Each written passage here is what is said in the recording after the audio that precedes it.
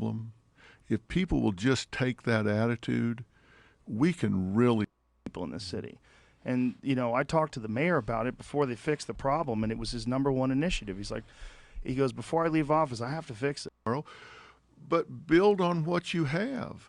But you don't just say, well, you know, so he's what they refer to as experiencing homelessness. I'm totally understanding that you help people, but you give them a hand up, not a hand out. There's a big difference. And we're just not doing that.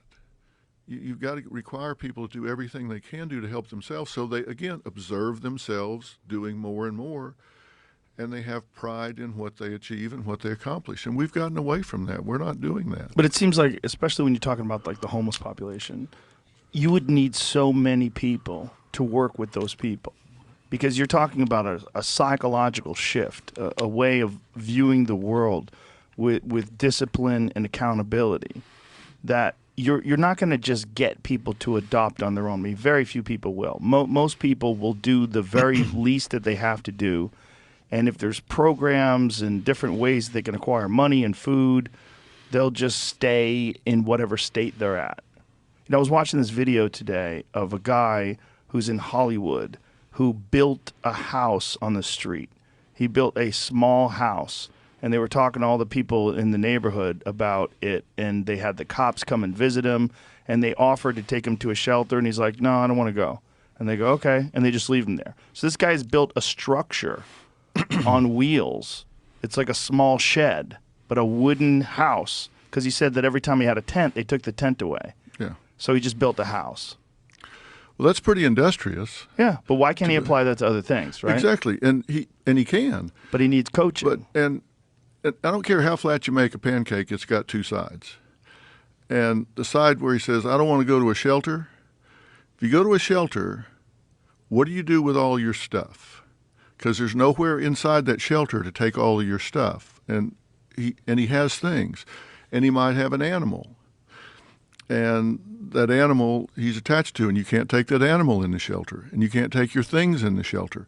And if you can't take your animal and your things in the shelter, they're not going to go. And if they leave their things on the street, they'll be gone when they come out the next morning. So a shelter's not always the answer. So you got to have empathy for those people. And he may be trying to do the best he can, but you got to create alternatives where he says, okay, look, if he's industrious enough that he's built a house on wheels and they're pirating electrical, some of them from service poles. Yeah. Some of them have 10-man tents, and they've got flower beds in front of them. Yeah, this guy had plants hanging out in front of his house. That's pretty industrious. Now, if that guy's got that much initiative, and he could use that in other ways, find him a place where he can do that, where he can not be obstructing traffic, not be in front of somebody's business, be in an area where he can build that house, and then maybe he can inspire somebody else to do the same thing, and then he can maybe, it starts to snowball. You work with what you have. I'm not saying these people can start running their own business tomorrow, but build on what you have.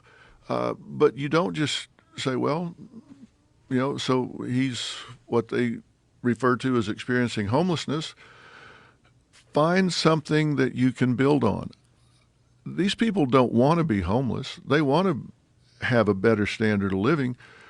But once they become homeless, it's like, inertia is the tendency for bodies at rest to stay at rest, and it's hard to get them moving. But you say it would take so many.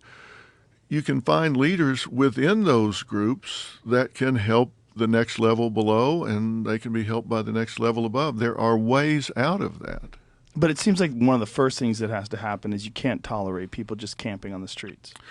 Just like you can't tolerate people littering. Because it's not much difference. You're interfering with all the other people that are following society's rules. And society's rules are there to preserve everybody and keep the world cleaner and a better place. So as soon as you allow someone to violate those rules because they're down and out, and then you have more, and then they compound, and then you have thousands of tents. Now you have a problem that's almost insurmountable.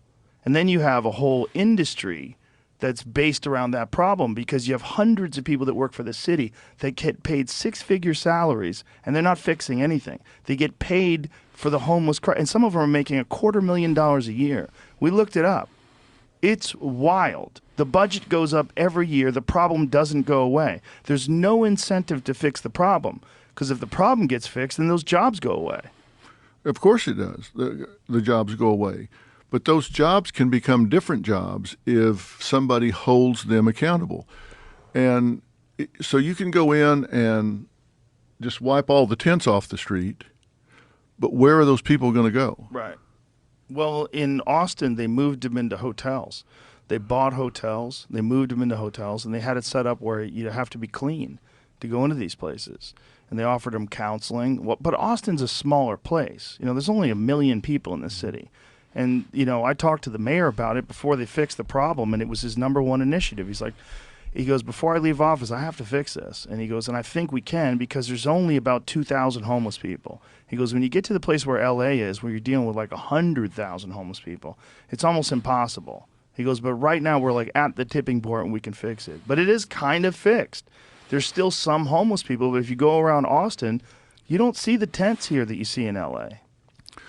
Well, is that out of sight, out of mind, or is somebody going to those people in the hotels and trying to get them to be self-sufficient?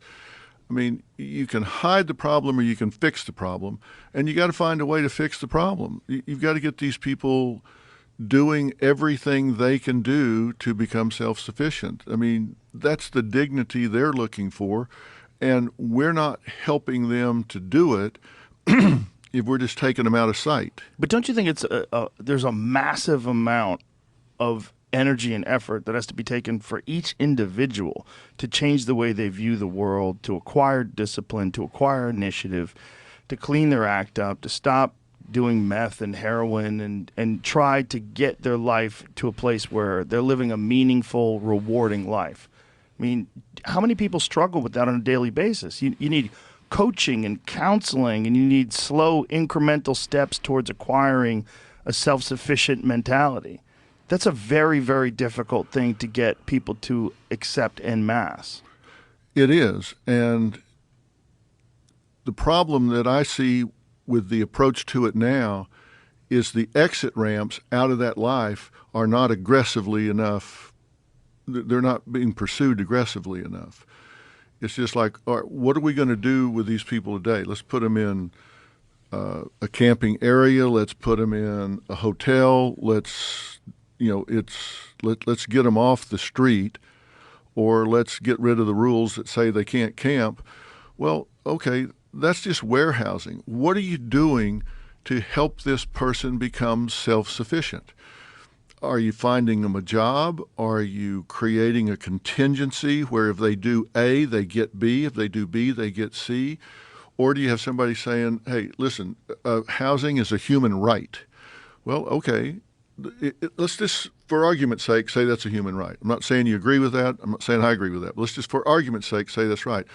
All right, what's the contingency to then say, okay, now what are you going to do next? What are you going to do to get a job? What are you going to do to get off drugs? What are you going to do?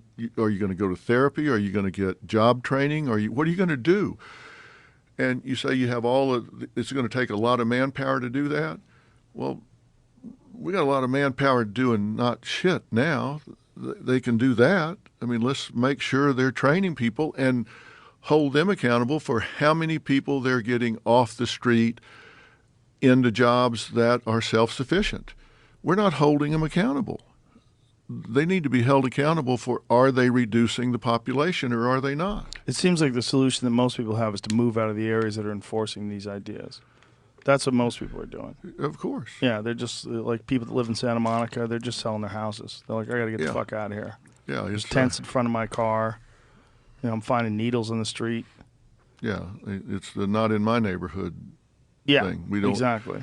Do what you want to do, just don't do it in my neighborhood. There was a video where one of these health officials was they were showing needles that they pick up from the streets in Portland, and they had giant garbage bins filled with used needles.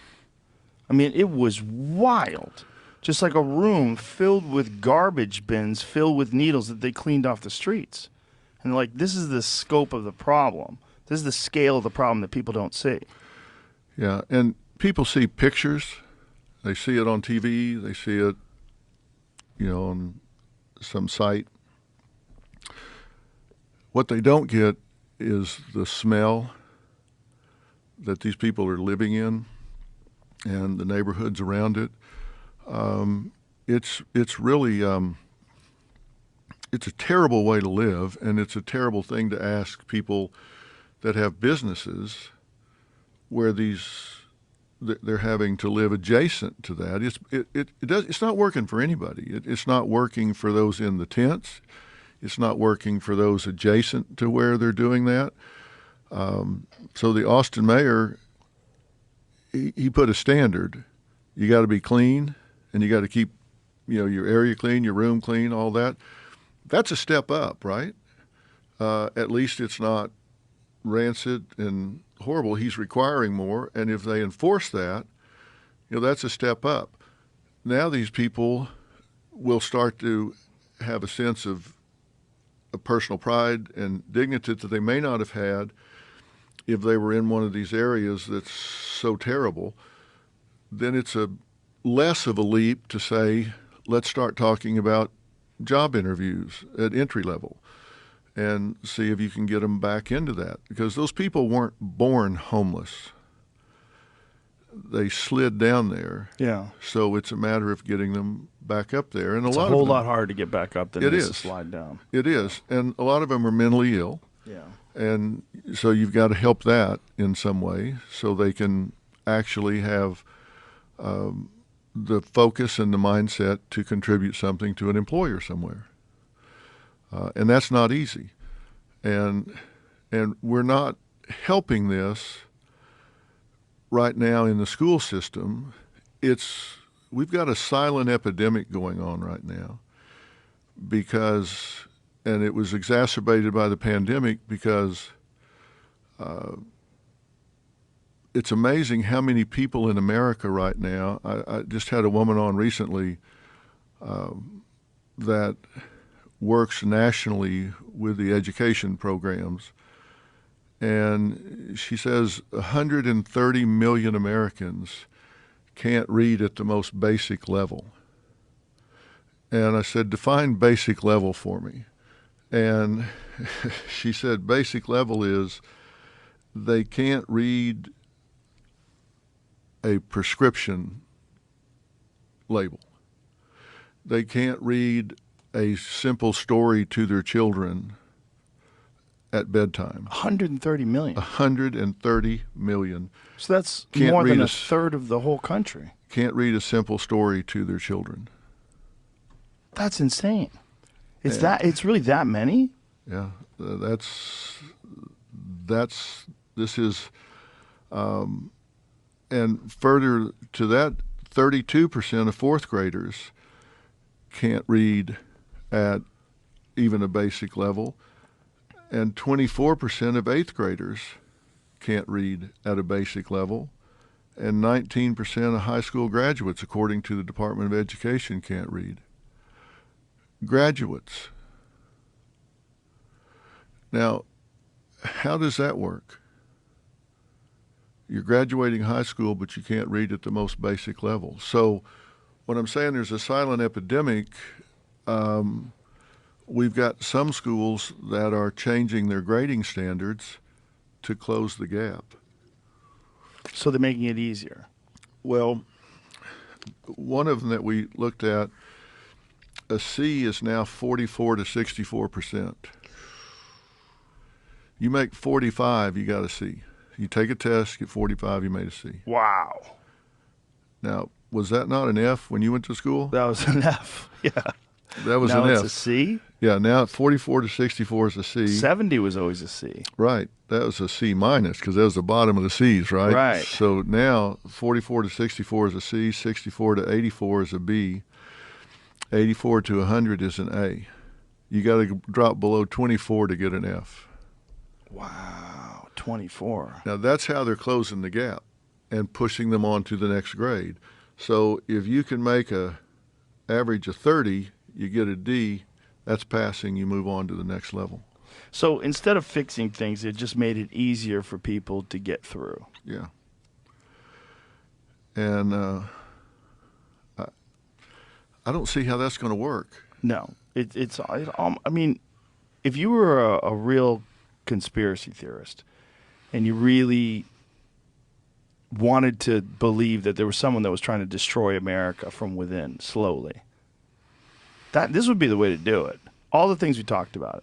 Make it easy for people to be homeless, make people think that the world owes them something, equality of outcome is the desired result, everyone who's wealthy is evil. If you think there's something wrong with the world, throw soup at a painting and glue yourself to the wall. I mean, the stuff that we're reinforcing and the way that it's happening so rapidly. I mean, you're older than me. Has there ever been a time in your life where you thought that America could get to the point where it's at now? No, I have to honestly say no. And further to that point, I've got to say that you get to a point where you start getting scared about whether or not this is something we can come back from. And I'm an incurable optimist. And I really do believe that if people will stop arguing and decide, look, I'm not here to win an argument. I'm here to solve a problem. If people will just take that attitude, we can really change some things that are going on here. Because I'm an incurable optimist, and I do think we can solve this problem. And we've got a lot of kids right now that are experiencing anxiety, depression, and homelessness at the highest levels that we've had since we started keeping records of this kind of thing, which is not that long ago. It's not like since the 1700s. We've just been keeping these records for, I think they really started keeping good records in the maybe since 12, somewhere back in there. But these are the highest levels that we've seen. And the pandemic didn't cause that, but it really spiked it because these kids were out of school and they got really scared of the pandemic. They lost loved ones. They were afraid of this invisible monster out there. We're going to have to deal with that. And we're going to have to deal with the fact that they lost a lot of time and a lot of learning that put them further behind than we already were. And you said something's got to happen for people to come together. We need to come together for these kids. We need to come together and recognize that we're about to lose a generation here, and we can fix this. But we got to stop trying to win an argument about who's got the right to talk about curriculum and who does. We need to solve the problem. Look, I'm politically agnostic. When I say the pandemic was mishandled, I think it was mishandled. I said it was mishandled at the beginning, publicly. And listen, this spanned the Trump administration, the Biden administration, so this is a bipartisan problem. I don't know enough about politics to talk politics. I don't want to know enough about it. I'm talking about the culture. And when I talk to people about negotiating, which I do a lot, the first thing I always tell people is the first thing you should do is let's talk about what we agree on. If we're on two sides of a table like this and we're negotiating, let's talk about what we agree on first. Because, if you really spend time to do that, you're sometimes surprised at how little you really disagree on. Right. I find that all the time. Yeah. If you get the left and the right and talk about what we agree on, everybody would agree we want America to be the number one country in the world. We want to be the leading superpower, the leading educational power, the leading in technology, everything, right? Everybody would agree to that. If we want to be the healthiest country, we want to be the best leaders, we want to be. Everybody would agree on that. Everybody would agree we want our children to have a better life than we have. Everybody would agree that we want safety for our kids. We want advances in medicine, and there's so many things we can agree on. And then when we say, all right, let's talk about what we don't agree on, the next step you say is, how can I get the other side as much of what they want as I possibly can? That should be the second thing you should focus on, because oftentimes you find we have different currencies. You might value different things than I do, so I might be able to give you everything you want. It's not likely to happen, but there's a lot I can give you because you value different things than I do, and I value different things than you do. We might be able to really help each other get what we want, and it narrows down to very little sometimes that we really disagree on and have to compromise on. But you can't do that if you're really focused on winning an argument and being a right fighter instead of saying, let's solve the problem. We can't come out of this room till we solve the problem. And it's hard to do that if you're kind of agreeing just with what your side beats the drum on versus this side beats the drum on, instead of being commonsensical and saying, how do we solve this problem? Yeah, I think very few people are able to argue without attaching themselves to ideas. So if their idea, when they have an argument about something, if you say something that they agree with, instead of accepting that you say something they agree with, they want to fight against it because they just want to be right. Very few people are good at ideas being discussed in arguments, because the argument becomes very personal. Like, they think about their own self-worth and they attach it to being the winner of the argument. They want to use ad hominem attacks, insults, and trying to figure out a way to verbally joust with you to the point where they're successful. When people start assassinating character, it's because their ideas won't withstand challenge. This cancel culture bullshit, cancel culture should be counsel culture. If you say something that's offensive to my values, I should counsel with you about it, not cancel you, not get everybody to hate you. You see somebody that says something on Twitter or says something in an interview that is offensive to some group, and all of a sudden you start reading the messages they get. It's like, I hope you get ass cancer and die, you son of a bitch. I'll cut your throat. I'll come to your house and kill your children. Are you kidding me? It's like, boycott this person, boycott this company. Where did we get to this? Now they're canceling each other. It should be counsel culture, not cancel culture. Let's sit down and talk about it. Let me educate you. Maybe you don't understand. Maybe when you do, you won't agree, but let's talk about this. I think it's social media. I think it's echo chambers. I think it's people having the ability to discuss things without any social interaction. They're not looking at each other. They're not feeling the other person's emotions and feelings. They're not looking into their eyes. It's a very inhumane way for people to communicate. It's very sterilized, and you can assassinate a person's character or attack them or say horrible, insulting, and threatening things, and you don't feel any response. Well, how many things do people type that they would not say to you in an elevator? Yeah. They had, like you said, they look you in the eye, or they were in an elevator. Same thing with road rage. Yeah. People blow the horn, yell stuff. They wouldn't say that to you if you step in front of them on an escalator. Right. They wouldn't say, you rat bastard.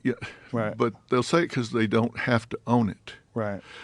And so many of these people that jump on the bandwagon, they don't even know what they're talking about. They just see somebody jumping on somebody's ass. They go, hey, this is great. This will be fun. Pile on. Yeah. Yeah. And they don't even know what they're talking about. And people's lives get ruined. And that's not solving a problem. That's just being a keyboard bully. And that's a terrible misuse of social media. It's terrible misuse of the internet. And if you would counsel instead of cancel, we could really make some progress. There's just very few people capable of thinking that way. And social media, unfortunately, reinforces this idea, and it reinforces these tribal groups They connect to their ideology. They support these people in this little tribal group. The problem is that they step out of line at all. These people that are canceling, they run out of people to cancel, and they go after each other. They go out, progressives in particular. You're not progressive enough. They'll go after you for enabling.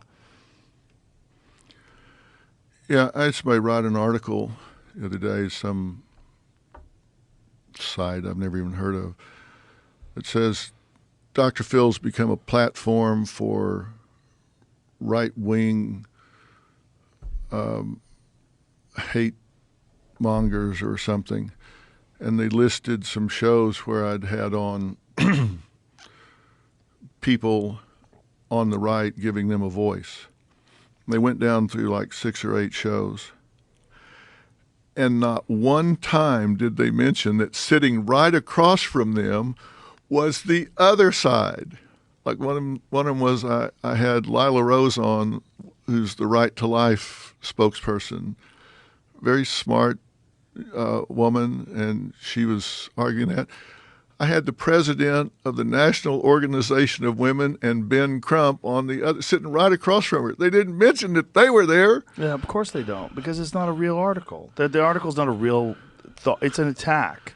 It's not an unbiased, objective assessment of the conversation. It's horseshit. But they did like 8 out of 8. They did not mention one time that the other side was there. And it's because they don't want to hear anybody's side but theirs. Yeah. Yeah, that's the thing. They just I'm not going to do that. I'm going to let both sides say what they have to say and let people make up their own minds about what they want to think and what they want to feel. Well, that's the way things are supposed to be held. That's the way things are supposed to be done. When you really want to solve a problem, you got to let both people talk, and you got to figure out who's right and who's wrong. And that's why censorship is so dangerous, because the correct answer to censorship, like this whole Kanye West thing. Kanye West is being canceled by all these organizations, and they're removed. The best way to handle Kanye West is the way Lex Friedman did. Have a conversation with him and correct all the things that he's saying that you think are wrong, or that you think are generalizing, or you think are misrepresentative of the truth. But that's not the world we live in today. The world we live in today, we want to erase people if we don't agree with them. And then the problem with that is it scares people into communicating freely because they're worried that they're going to be erased next. So they'll conform.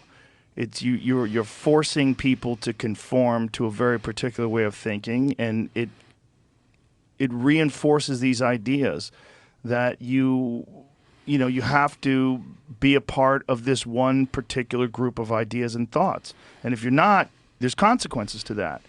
And so people self-censor.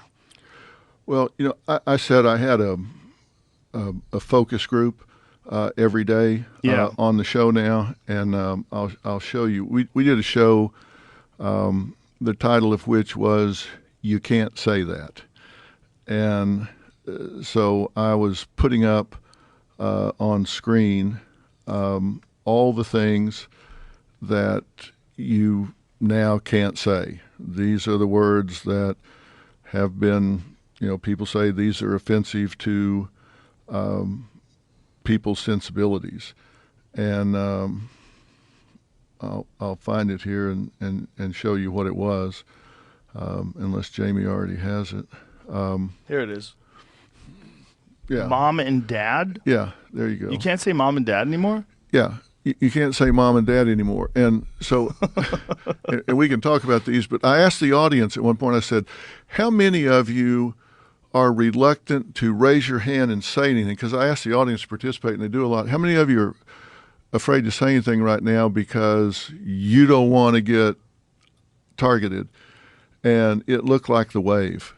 Everybody said, "Oh yeah, I don't want to say shit." Peanut gallery? Yeah. Why can't you say peanut gallery? That one, I always thought, and look, I'm here to learn. So I asked him, "What is it?" I thought peanut gallery was at the cheap seats at the baseball game. Yeah, that's what I thought too. Like out in the outfield where the kids would go and get a $2 ticket or something and eat peanuts and have a great time. Isn't that what it is? Apparently not. Apparently it has some racial overtones. Peanut gallery does? And the mom and dad was, someone said, well, we don't have a mom and dad in our home. We have a mom and mom, and so it makes my child feel funny if Here it is. According to linguistics experts, the origin of this phrase derives from the late 1800s vaudeville era. A popular style of entertainment that included jugglers, comedians, singers, and more. The peanut gallery was the cheapest section of seats, usually occupied by people with limited means. Yeah, the cheap seats. But how is that offensive? well, man, I've been in a peanut gallery a lot of my life. Yeah. I got to tell you. Well, I guess are they saying I don't- peanuts were a popular concession snack for vaudeville shows? Unpopular performers would often find themselves pelted with the easy-to-hurl edible projectiles. Others disagree in part with the preceding class-based rather than racial claim. They note that in the past, cheap balcony seats were often reserved for or largely made up of African-American patrons. Thus, since the phrase implies the opinions expressed by those from the gallery were unsolicited, unwarranted, or and unhelpful, the phrase also connotes something negative about those giving them, purported to be African Americans. Boy, that's a stretch. Well, you don't have to be offended every time you can be. Right. Right? Right, but that expression doesn't have a racial connotation the way most people use it. I wouldn't think. It's usually people in the back of the room. That's just how we use it. They said brainstorm What? was offensive to people that had brain injuries. Oh my God! That it was an ableist thing. Oh, well, if you have a fucking brain, if you move and walk, if you're brainstorming, you're using your brain. Is running offensive? Is it offensive for people who can't run? Should the Olympics be canceled because the Olympics are ableist? What the fuck are we talking about?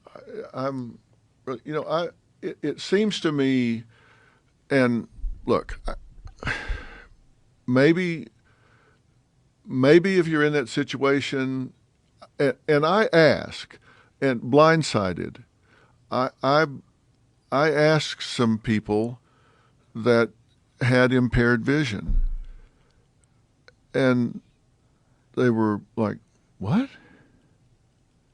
They didn't understand About which phrase? blindsided. That you can't say blindsided or blind spot in your Yeah. car. Like, he was in my blind spot, and they were like, "I don't understand why I'm offended." Now that doesn't mean there aren't people that are, but I couldn't find it, and I only talked to 6 or 7. I bet it's more people that are not blind that are looking for things to be offended with. What about first world problems? How's that one? Well, How's that offensive? I think it's that third world is mostly black. Was what one of the audience members said. So that was racial. Well, third world encompasses a lot of different ethnicities, doesn't it? There's a lot of Latin America. It's a lot of Asia. It's a lot of Eurasia. That's what the audience member said. Yeah. And they didn't want it in the show. So are we allowed to say first world, second world, and third world? Because that seems like that's offensive too then. Just even... to me, that had to do with infrastructure. Right. Because I know, like in the Congo, the entire country has the electrical infrastructure of a city the size of Austin for millions and millions of people, which is why they're so vulnerable to natural disaster, and they don't have dams, and Yeah. they don't have electrical pumps. And I always thought of first, second, third world having to do with infrastructure and technology and support systems and all that sort of thing. I always thought of it has to do with dictatorial governments and Yeah, you could think of corruption and Yeah. yeah. Finding things to be offensive is it's recreation for a lot of people. And I think that's what we've gotten to. Yeah, I recreational outrage. I think that's where people have sat around and said, what can I be offended about today, as opposed to saying, what can I do to contribute to unity? What can I do to come together and work things out, make things better? And that's just not constructive to me. Now, if there's something that somebody's doing, we've done shows on hate crimes. I mean, where people are attacking people purely because they're Asian or Jewish or whatever in L.A. And I get it. That's okay. That's not where you're looking for something. It's where you're sitting in the line at a fast food restaurant and somebody rear ends your car and starts mocking you for being Asian, which is what happened. This wonderful family we had on the show, they wound up in a parking lot rolling on the ground getting the shit beat out of them by some guy. Okay, that's not looking for something to be offended about. It was Right. purely because they were Asian. And maybe that's not the right thing to say. I don't know. They were from the Philippines, as I recall, so Filipino, I guess. I get that. They're being attacked, and those attacks are on the vertical upswing. That's not looking for something to be offended about. That's traumatizing to them. But picking out words to get offended about, I mean, I'm not going to get offended about bald jokes or somebody would say, well, but you've not been oppressed. You've not, okay, I get it. But you don't have to be offended just because you can. Well, that's one of the things that social media has amplified. Social media has amplified recreational outrage and virtue signaling.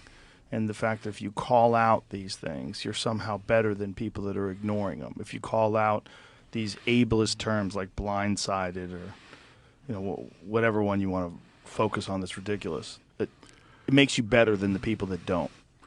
Yeah, and I just think that's not helping our issues. It's not helping what we're trying to do, which we're very divided right now.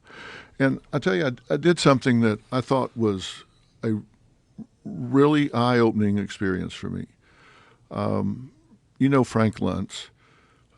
He's a pollster that has probably done 2,500 polls. He's does surveys and he's conducted Republican presidential debates and stuff. Frank's kind of the guy for that. We did a focus group with 40 USC students.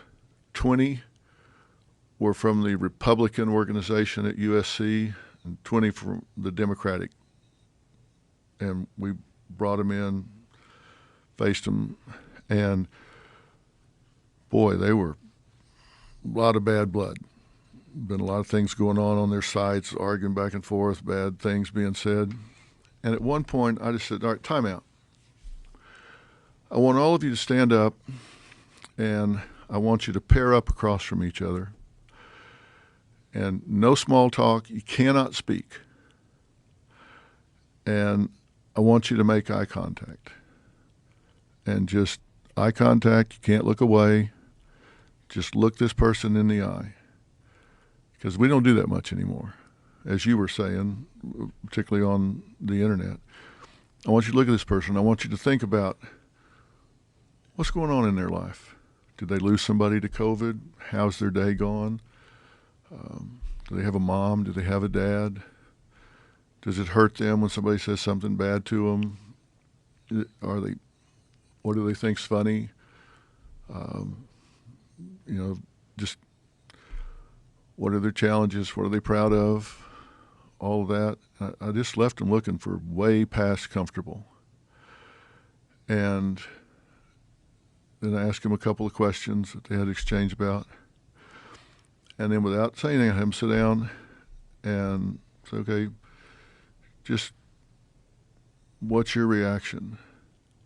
And absolutely to the person, they said, I'm really shocked. I had never thought about this as a human being before. But just spending that time with them, looking eye to eye, I have a completely different attitude. They all said that? All of them, every one of them. They never thought about the other person with differing ideas as being a human being. It had gotten pushed off the table. It was all about ideology. And when they looked at him and they couldn't say anything. They couldn't talk about their ideas. They just had to make eye contact at a human level. Every one of them said it really changed my attitude. That's pretty wild. That's something just as simple as taking a few minutes to make eye contact. Yeah. Now, these are young, fresh people. We actually videotaped that whole thing. I'll send that exercise to you, and you can look at it and hear their comments unedited. It was one of the reasons I'm pretty optimistic. I'm optimistic. I just think the momentum and the way the country's going, and this problem that people have with social media, because people are very addicted to social media. And I think social media definitely exacerbates the problem. And some people are recognizing it, and they're trying to step away from it. And even the tech companies, they're showing you your screen time to try to let you know, give you a little indication, like, hey, maybe you're obsessing, maybe you're addicted to this. Maybe take some time, go for a walk in the park, do something different. I'm optimistic, because I know a lot of people that are exceptional. I know a lot of people that are inspirational. I know a lot of people that are truly extraordinary human beings who really help the world, and just their mere presence and the way they live their life is inspiring, and it opens up a lot of people's eyes to possibilities. But I'm also a realist when it comes to human nature. I like to do a lot of difficult things. And one of the things that I know about difficult things is it's very hard to get people to embrace being uncomfortable and suffering and struggle. I mean, like physical suffering and physical struggling. People, they seek comfort, and they seek to avoid these uncomfortable moments. But that's the only way you grow. You grow through being uncomfortable. You grow physically through difficult workouts. You grow mentally through psychological struggle, through intellectual struggle, through complicated things that you have to work your way through. And there's so many people out there that avoid those things, and it's easy to avoid those things. And there's a pattern of avoiding those things, a pattern of just being complacent, being lazy, finding some sort of a distraction, whether it's video games or television or social media. And it's very hard for people to break out of that. I know there's a lot of people that want to, though. Well, you know how uncomfortable cognitive dissonance is. You're just really, you don't want to feel that friction of this other point of view. It's uncomfortable to consider it. But here's what's happening, and you'll experience this being in Texas now, but when we were kids, we used to go, have you ever heard of Mundy, Texas? Mundy, M-U-N-D-Y? Yes. Yeah, it's where my grandparents lived in Mundy, Texas, like 1,500 people. And I used to go there in the summers and work at my grandfather's freight warehouse. And, the big 18-wheelers would come in and drop freight at his warehouse, and we would deliver it around the county. It'd be like those big plow disc and all this stuff, and we put it on flatbed and deliver it. And there ain't nothing in Mundy. It ain't in Mundy. It ain't headed that way. It's just nothing there. And, we'd go around barefooted a lot. And sometimes, being stupid, we would start across an asphalt highway barefooted. And you get about halfway across, and you go, holy shit. I mean, you're out there and you look down and your feet are just melting into the pavement. All right, now what are you going to do? You're in pain, and you're going to do one of two things. You're either going to turn around and run back, or you're going to bolt to the other side. But you are not going to stand in the middle and just melt into the pavement. You're going to go one side or the other. And that's what people are. That's how people are. They get into a position of pain. They're going to resolve one way or the other. And once you get to the side of that road, what's it going to take to get you to go back out on that highway to go over to the other side? It's really hard. And right now, we got people on the shoulders of this hot highway. And how to get them to come across to the other side or meet in the middle is very painful for people psychologically. They don't want to do that. It's painful for them to get out of they're in a bubble. They're talking to their own people. They're not talking to the people on the other side of the highway, and it's painful to go over there.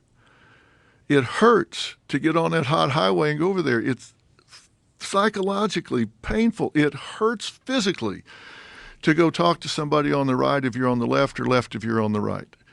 And that's what we're facing, is getting them on that hot highway again, because they know what's going to happen. It's going to hurt to do it. That's what we have to overcome. We got to get you out on a hot highway. And you'll see that psychologically, that's what we got to overcome. And we've got to make it clear that those yelling the loudest don't deserve the most attention. That's the problem we got right now. We got small pockets of loud talkers, and they're getting the most attention. And that's not the way it should be. And all of this majority that's being too quiet need to speak up. They don't need to start yelling. They just need to start a chorus of common sense. I think people are afraid of doing that because they don't want to be singled out by the people that are extremists. But if they hang together, look, common sense is not common enough anymore. We've got to have a return to common sense. Just some of the stuff we're doing right now is just not common sense. It's just not. No, it's not. We have epidemics in this country right now that people aren't paying enough attention to. Well, the fentanyl epidemic, that one scares the shit out of me. Man. That one scares the shit out of me. It really does, because people are accidentally dying of overdoses. It used to be if you died of an overdose, it's because you did a dangerous drug. You took a very risky chance to do something that you probably knew you shouldn't be doing, whether it's heroin or meth or something like that. But now people are doing things they think are fairly innocuous, and it's laced with fentanyl, and they're dying. Well, just across the border, just south of San Diego, in October of 21, they busted a drug lab that was turning out 70 million counterfeit pills a month. One lab, 70 million counterfeit pills a month. Now, we don't know that they were all going to come to America, but we know a shitload of them were going to come to America. And the DEA's estimate is that 40% of them are laced with lethal levels of fentanyl. 40%. 40% are laced with lethal doses of fentanyl. That poisoning, fentanyl poisoning, is the number one cause of death for people 18 to 49 in this country. Yeah, and think about that. What these kids need to understand, and I want people to understand this, and I don't care if you stop listening to Joe and I talk right now and go call your kid, or go call your grandkids or your friends' kids. The chance of them, first off, all these pills you're buying on Snapchat, 100% of them are counterfeit. They're buying pills on Snapchat? They're buying. How does that work? You can buy a pill on Snapchat, and I'll show you here. Let me pull this up. I know Jamie can't beat me to this. If you do, I'm going to really be impressed. He's got it. No, he doesn't either. Bullshit. I'm going to. Snapchat drug dealers. How illegal drugs are being dangled at kids on Snapchat, Instagram, and other platforms. Scroll down. I was seeing if he was going to react. No, I'm not reacting. I'm not reacting. I'm looking, and because I've got something. Okay, here we go.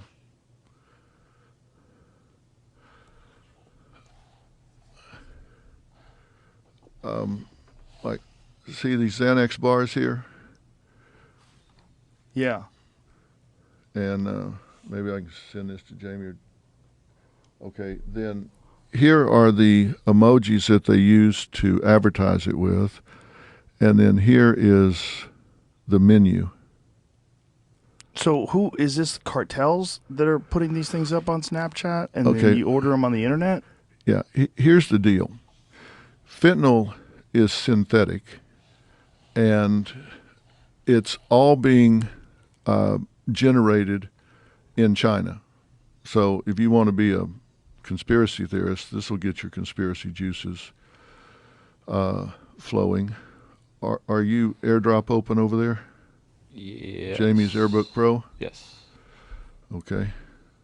I just sent you 4 pictures, and they're gone. So now you have them. Okay, it's all being generated or synthesized in China. And then China is sending it to the Sinaloa cartel. And the cartel is then turning it into these pills. And then these pills are coming into America. And the DEA estimates that they are intercepting about 10%. And what they are intercepting is enough to kill every American. Jesus Christ. The fentanyl is enough to kill So here's the menu. every American. L.A. County delivery. It's Can like you make it to that little... There he goes. So L.A. County delivery, nationwide shipping, low cost, low stress, highest highs, Dr. Don guarantee, Mr. Don Oh, that's 248.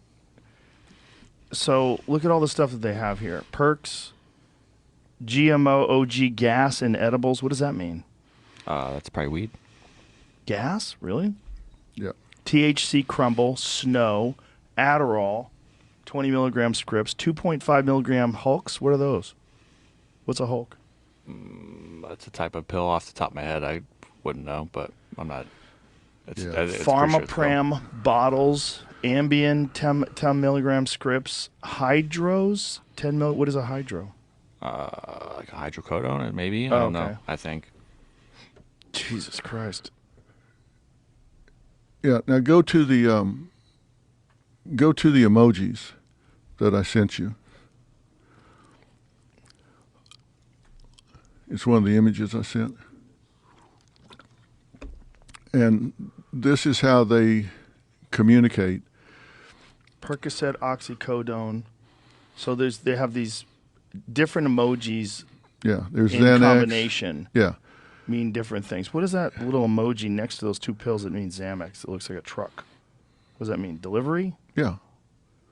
I think that means they'll deliver that to your house. This is like Postmates. Wow. You order this, and they'll deliver this to your house in less than an hour. And I've had different sets of parents on these are kids that, and we do pretty good background checks on these. I'm talking about, and the title of the show we did was One Pill Kills, because these were not kids that were drug addicts. They weren't doing heroin and that sort of thing. And we checked because, like, one of the girls, we got her credit card information. We saw she ordered 1 pill. We went back like months, ordered 1 pill. And she wanted to get some sleep before finals. And we found 3/4 of the pill in her top dresser drawer. Her parents found it, and the police came. Because she broke it in half and then broke it in half again. So she took 1/4 of 1 pill, and they found her dead in the morning because it had so much fentanyl in it that it just killed her. And this isn't an overdose. This is poisoning. You want to be Do you think this is purposeful? Well, the reason they put it in there, and put this one up, and the reason they put it in there is because it's so highly addictive. But they're not smart, or they don't care if they're killing a certain percentage of their customers. But here's the deal. Fentanyl is a synthetic opioid that is up to 50 times stronger than heroin, 100 times stronger than morphine. So if you bite into this, you're dead when you hit the ground. And so she took 1/4 of it, boom, gone. And their estimate is that 40% of these pills that they're getting have lethal doses of fentanyl in them. The ones that don't have enough in it that you are addicted like that. So they come back for more and more and more and more. And now there are conspiracy theorists, including a former DEA guy, that believes that China is manufacturing this stuff, synthesizing this stuff, sending it to the Sinaloa cartel, who's flooding it into America, and they're just trying to poison or drug Americans. It's just another attack. He believes it's a terrorist attack.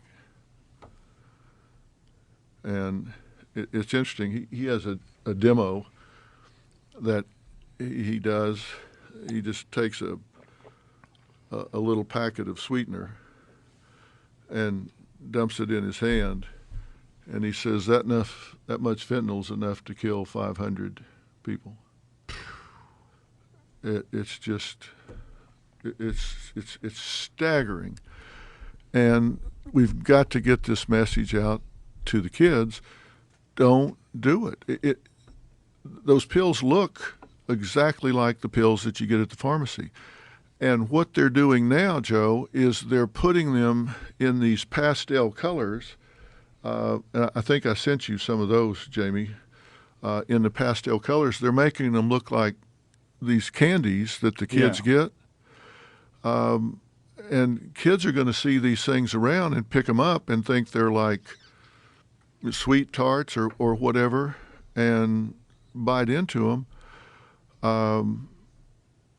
If I was a parent, I would go to the store and buy every kind of candy I could find, and as soon as my kids came home from trick-or-treating, I would take their pumpkin and dump it into the trash and then fill it back up with candy I knew was good and hand it back to them. I wouldn't let them take a single piece of candy from trick-or-treating because you don't know what's in there. That was always the fear, right? When we were kids, is that someone was going to sneak in. We thought there'd be a razor blade in an apple or something. Yeah. I saw this going around, but I heard a lot of people pushing back a couple of days after this was made major headlines because they were showing. Experts say no. Who's the expert? I don't know. I'm just it.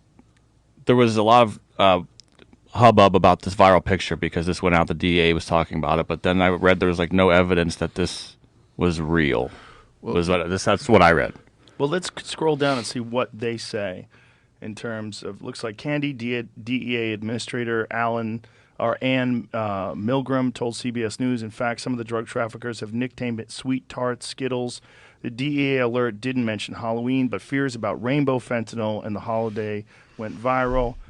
DEA warning meets skepticism from drug experts. Drug policy experts contacted by NPR agree there's no new fentanyl threat this Halloween. Many are also skeptical of the DEA's original warning. They don't believe that Mexican drug cartels and street dealers have launched any new campaign targeting children. I don't see any evidence that the DEA has produced that supports that conjecture. I don't think they're targeting children. I think the fact that they are making these things in pastel colors make children vulnerable to picking these things up. You want to argue over the word targeting? If a child picks up something that, I said that young girl that I was talking about took 3/4 of a pill, or 1/4 of a pill, and 3/4 of it was left in her drawer. Yeah. If she has a younger sister or something that sees that, picks it up, and it looks like candy and eats it, she's gone. Right. Yeah, I'm not saying they're targeting. You're not saying it's targeting. Yeah, I don't care if you use the word targeting or not. It's dangerous, and I'm just saying you know my grandkids, they won't be getting any candy out of that. Yeah. And it's not that anywhere they're going is going to be dangerous, giving out fentanyl to kids. It's just they don't know where where it's coming from. Yeah, you're not getting it from a store.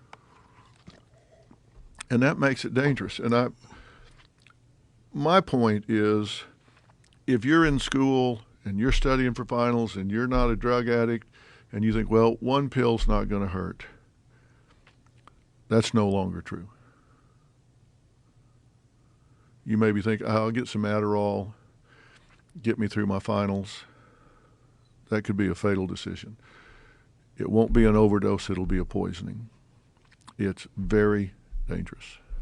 And if you're getting it from someone other than a pharmacy, there's a high possibility. Well, the DEA's belief is that all of the pills that you're getting on social media are counterfeit, and that as much as 40% of them have fatal doses of fentanyl, lethal doses of fentanyl, because they're so unsophisticated in their mix. So it's not a matter of poisoning as much as it's a matter of they don't give a fuck, and they're just, I mean, they're not like accredited labs. These people are just mixing shit up, and They're making this stuff up in a bathtub. They're making Right. it up in a yeah. mixing it up, and then they're putting it in a pill press and letting it dry and shipping it over here. Today on CNN, they said they arrested some. It was either CNN or Fox, one of the two. They arrested some 14-year-olds coming across the border, and they had a couple of thousand pills on them. And who knows where it came from? Who knows what else is in it? Right. And that will find its way to the market, a fair amount of it through street dealers and the rest of it through social media. It's dangerous. You couldn't hold a gun on me and get me to take something I bought on the internet. Whew. And I just think people need to be aware of it. And if you think that it's an overreaction, overstatement, How could it be? then How could it be when you're talking about the number one killer of people 18 to 49? yeah, I mean, Or you 18 want- to 45, whatever the statistic is. yeah, That's terrifying. it is terrifying. And this is not something that we had to think about just 10, 15 years ago. no, and And I don't know how much press that's getting. it's not getting enough. It's starting to get some attention, and there's something called carfentanil, and that is more powerful than fentanyl. Jesus Christ. And it's been around since the 50s, and they were using that on animals. Jamie will pull up carfentanil, I'm sure, in a fast hurry. But look, my expertise in this is that I deal with the parents when they're heartbroken over a dead teen. I'm not a chemist. I'm not a physician. I can't tell you about all that. What I can tell you is I deal with the heartbreak of the families after the fact, and so I know it's real. And I've deal with these guys with the DEA and law enforcement that tell me that it is a major, major problem on the street. And it scares the hell out of me. As it should. Yeah. Yeah, it scares the hell out of me too. And again, it's not like these things are going to get better. These things seem to escalate. And, we're talking about all these problems that we're facing in the world right now that didn't exist just a couple of decades ago. And you got to wonder, a couple of decades from now, what does this look like? Yeah, it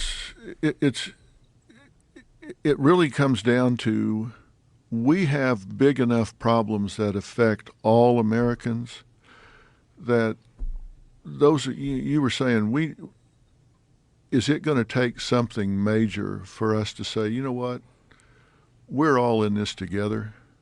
And I think those things are here. I just don't think they're being acknowledged. Because if I have somebody come on the show to me, they know I can't bring that child back. They know I can't stop their suffering. They come on as a cautionary tale. They say, I don't want my child's loss to be in vain. I'm here to tell this story because I want to save some lives. And that's why they're there. That's why they're talking through their tears and giving a voice to their loss, because they don't want somebody else to be there tomorrow. And they don't care. They're not there saying, I'm a Democrat, I'm a Republican, I'm left, I'm right. They're saying, I'm a parent and I don't want anybody's child to die from this.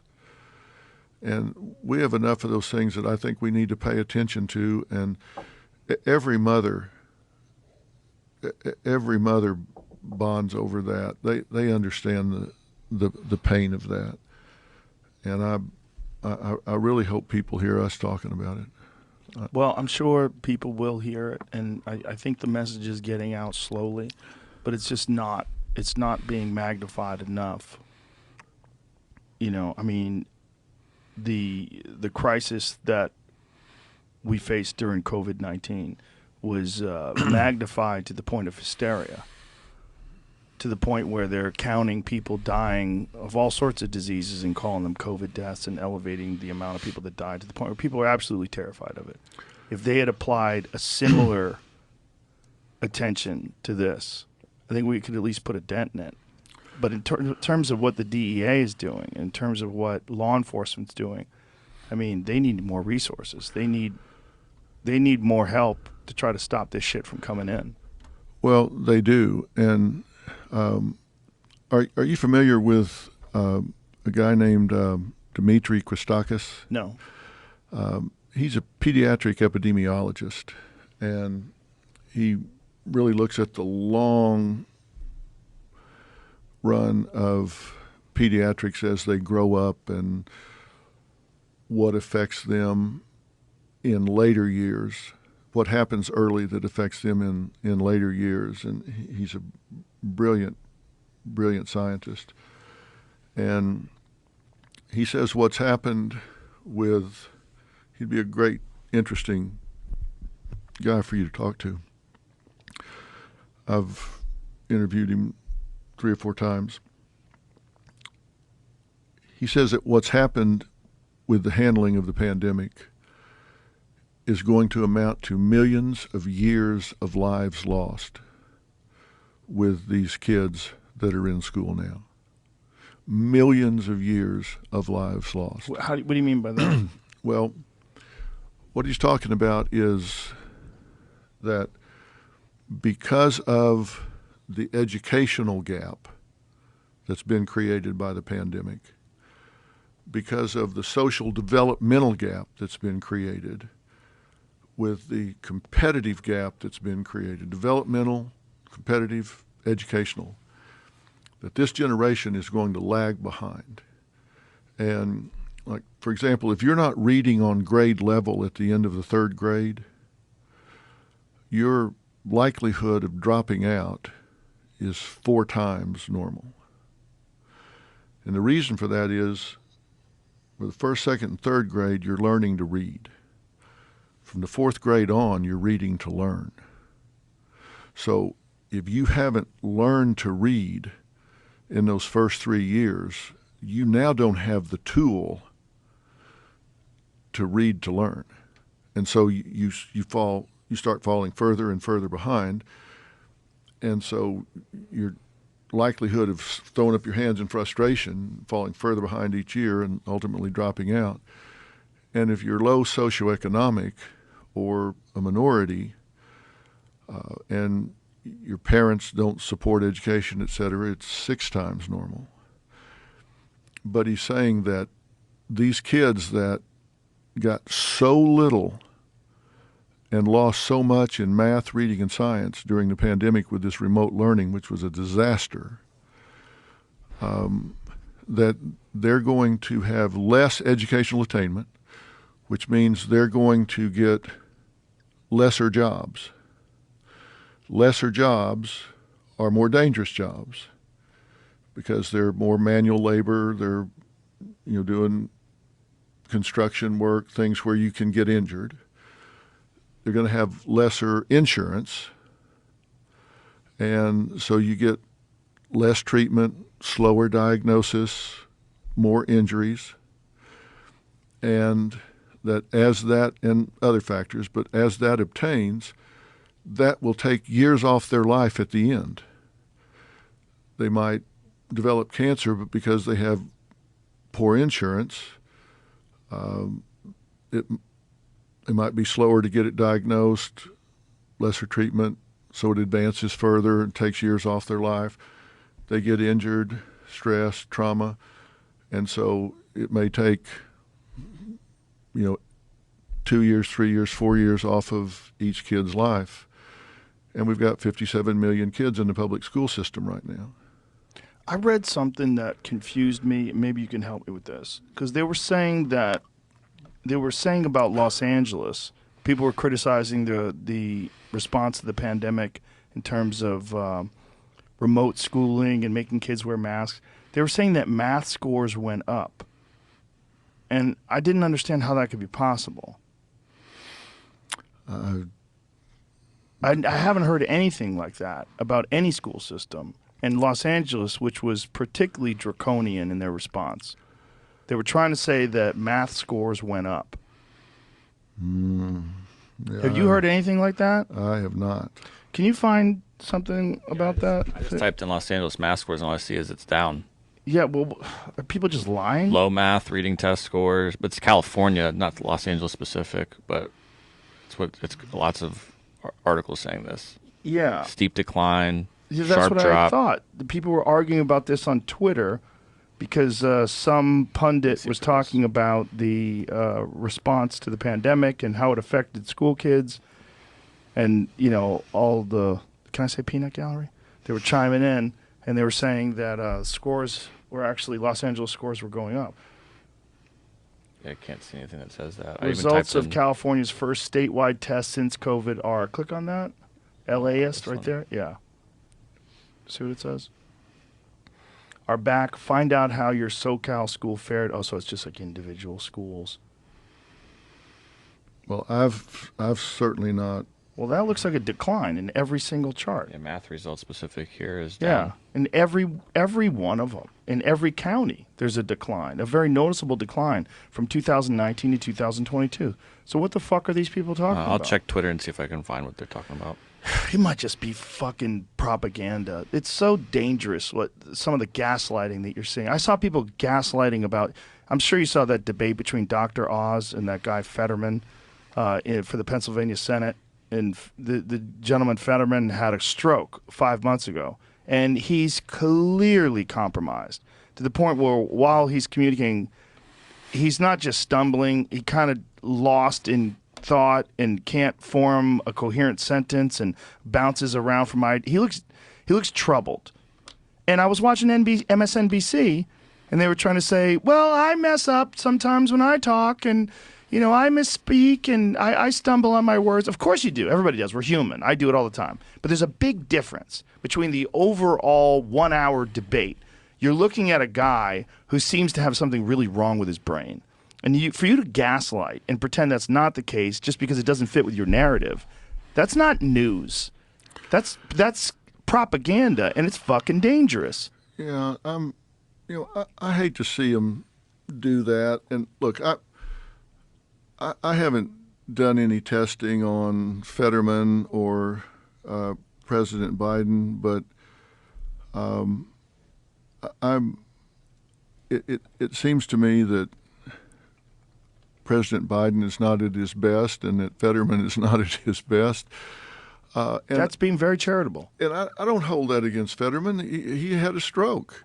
Exactly. But seems unfair to put him in that position. It really does. And I'm not trying to be unkind. He had a stroke. I mean, the poor guy, yes. He had a stroke, and he's going to have to rehabilitate. Yes. And I hope he's able to do that.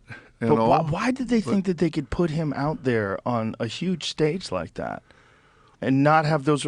Like, there's interviews before that showed this where he used a teleprompter during interviews where when he was asked questions, he was allowed to look at a screen and read his responses off. And even then he struggled. He struggled to form coherent sentences while having the responses to each individual question laid out for him in a way that he could read. And this is not against the guy. I don't know anything about this guy. I really don't. I just know he's the Democrat candidate. But what you're seeing is a guy who's got a problem with his brain. That guy should be rehabilitating. He shouldn't be getting forced into an incredibly high-stress job in a public display where, it's humiliating. Well, I think he shows great courage to get up there and do it. Most certainly. But, I mean, just ask yourself, let's say you were getting on an airplane and the airline pilot had a similar cognitive impairment. Yeah. Would you get on? No. Well, hell no. Is there some sort of what do they do? Like, is there some sort of a protocol that's in place if someone is the candidate and something bad happens to them like this? You don't just have no one. Like, if he died from that stroke, would they have no Democratic candidate? I don't know what it is in Pennsylvania. Maybe they'd have a quick special election or something. I don't know what the rule is. That seems appropriate in this case, doesn't it? I guess, would the other guy run unopposed? That sounds crazy. That because doesn't you can't sound right. have no one from the Democrats, as a candidate for Senate. You have to have someone. I mean, there's got to be a rule, right? There should be a rule. I don't know and what it is. This is like not quite that, but close to it. It's not that he died, but the man had a stroke. This is not debatable. He's been open about it. And to force him into this sort of a situation while he's rehabilitating, I mean, you would be able to speak to this better than me. I would think that this would be counter to any rehabilitative, treatments that he can have. It's high stress, public, humiliating. Well, stress is the worst possible thing that you can do when you're trying to recover from some kind of brain event like this. I don't know what kind of stroke he had. I don't know what part of the brain it was in. But I can tell you, you want to give the brain an opportunity to recover. And I don't know what his age is, but there's something called neuroplasticity. And that doesn't go up with age, it goes down. And you need to have time to recover and let different parts of the brain take over for parts of the brain that maybe have been impaired. And I don't know how severe it was. I don't know what part of the brain it was in. But it can't be good to be putting him in this kind of situation. I'm talking about just being selfish on his behalf. Don't know what his politics are. Don't. Right. That's exactly what I'm saying. We're not talking about politics. And We're talking about a human being. Yeah. And they talk about President Biden all the time. I mean, he's 80. And he does make a lot of gaffes. I hope I'm that well at 80, but I don't know that I would want that much stress of a job at 80. At 80, I hope I'm out fishing or something. Yeah. But I think when I hear people spin certain things like that, from my standpoint, that has in the past assessed cognitive functioning, I just shake my head and say, what are you talking about? Right. But it was painful to watch Fetterman. I felt really bad for him. Yeah, I felt bad for him too. And again, I don't know anything about the guy. I don't know anything about his politics. He may be a great guy for Pennsylvania or what. I have no idea what his. I think it's a little hokey that they keep trotting him out with a hoodie on. Wears like a Carhartt hoodie. Like, I'm a man of the people. Like, come on. Yeah, wear a suit, buddy. Here's how Los Angeles beat the national odds to overcome school shutdowns and make academic gains during the pandemic. Well, that's not according to that fucking chart we just looked at. It said it was down across the board, but they had the most gains or something. Comparatively. Horseshit. Well, they're using horseshit fucking reasoning. It's compared to others. Mm-hmm. Well, you can't fall off the floor. It was terrible nationally. The losses in all of those Los areas. Angeles scored below national average on the tests. But among the 50 states and 26 large city districts, it was the only place to post such gains on the exams, according to a federal analysis. The data was so good, the Los Angeles superintendent Alberto Cavallo, referring to his district results. It bodes very well for our LA and is really a testament to our strategy. The fuck? Combination of makeup classes and high attendance rates for online lessons contributed to the resilience of his district. Boy, that's a fucking... Which commands a budget of nearly $20 billion. Holy shit. Yeah, of course you want to say it's doing well. Yeah, we're amazing. Los Angeles also fared relatively well with remote learning. Relatively well is hilarious. Mr. Cavallo said, due to a program that gave internet hotspots to families who needed them during school shutdowns. This sounds like a rose-colored glasses view of the world. Yeah, I don't want to be one of those people that criticizes and doesn't offer a solution. And that's what I do. Look, I'm not a professional educator, but I do have an opinion, and people can shoot it full of holes if they want to. We've got a gap. I don't think anybody would disagree that we have a gap. And the only way to close that gap is to put in the extra work. And the only way to put in the extra work is to put in the time. And what's going to happen is we're going to have to change the school calendar, and the kids are going to have to go to school during the summer. And they're going to have very concentrated focus protocol on reading and math and science. And if I was a kid, I would hate to hear what I'm saying because I lived for summer, waited to get out of there so we could go do nothing. Yeah. But I also remember after 3 or 4 weeks, we were kind of bored to death. But they're going to have to just put in the time. And there's a big problem right now because there's a huge shortage of teachers. And they're dropping out.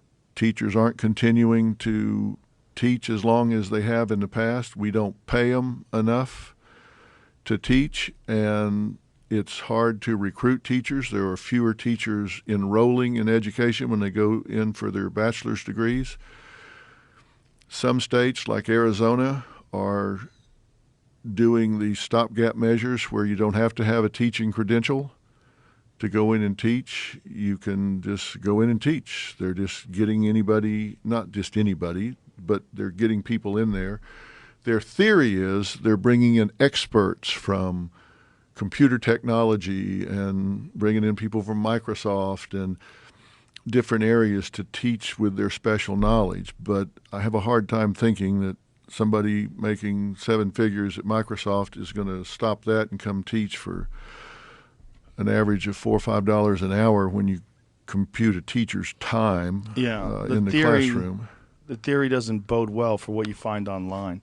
You know, like I'm sure you saw that that teacher in the shop class in Washington State that had the giant rubber boobs. Yeah. Yeah, that's what I'm talking about, common sense. Yeah, what is that? First of all, you can't even wear a scarf if you're teaching woodworking. Yeah, you're going to get in a circle saw. Yeah, yeah. You're going to either get strangled to death or get your face dragged into a saw. Yeah, they always said we couldn't wear this or wear that because it was a distraction or whatever, but that's okay. That's insane. That's insane. That's insane if it was actual breasts that were that large. Like, how did that happen? But if that's rubber prosthetic breast that a biological male is strapping on like a Halloween costume and going in and teaching kids while wearing a mask, that's crazy. And then this school is defending it. Well, they're defending it because they're afraid not to. Yeah, which is, I mean, what has to happen? Do they have to be afraid to defend it? Does it have to be something where there's consequences to defend it, where people start pulling their kids out of classes and defunding the school? Like, what has to happen to let people know that, hey, you've gone way too far into crazy town? Well, what happens is phobic has become a suffix. And so you say, okay, if you don't defend that, you are transphobic. You are homophobic. You are this phobic, just blank phobic. And then you become a target for the cancel culture. And I'm I think that does not make common sense. I think you've got the tail wagging the dog, and you're putting an individual's interest ahead of the group of children. What's fascinating too is that it's a small percentage of the population that's engaging in this sort of activity, and they're shifting culture because of people have this fear of going against them. It's not the majority. It's not the majority of people think that this makes sense. No, and I can't believe that person, whoever that person is, thinks it makes common sense. They're making a statement. I think what I read, and I don't know if this is true, but that person is kind of trolling. And I think that person, what I read, was almost trying to get fired. And did you read about that, Jamie? I'm reading an update right now from a week ago. It said they were, before they went into this, Kayla Lemieux is the name they're going by now. They had been on leave, and they showed up at a different school in this outfit. And so I'm reading through right now, like, what's going on with that? So they had been on leave, like they had been told to not come back? General leave during winter spring semester of this year, and was the last time he was seen by the Hamilton board. He? Did you say he? You just That's what misgendered I'm him, you reading. son What of a this bitch. says. I'm reading what this says. I'm just reading what it says in the article. Well, be Sorry. careful. I'm quoting. It's a quote. Live quote. One of the girls who threw the soup at the Van Gogh the other day, Patrick Bet David interviewed her, and he goes, "May I ask your pronouns?" And she said, "She, he, they."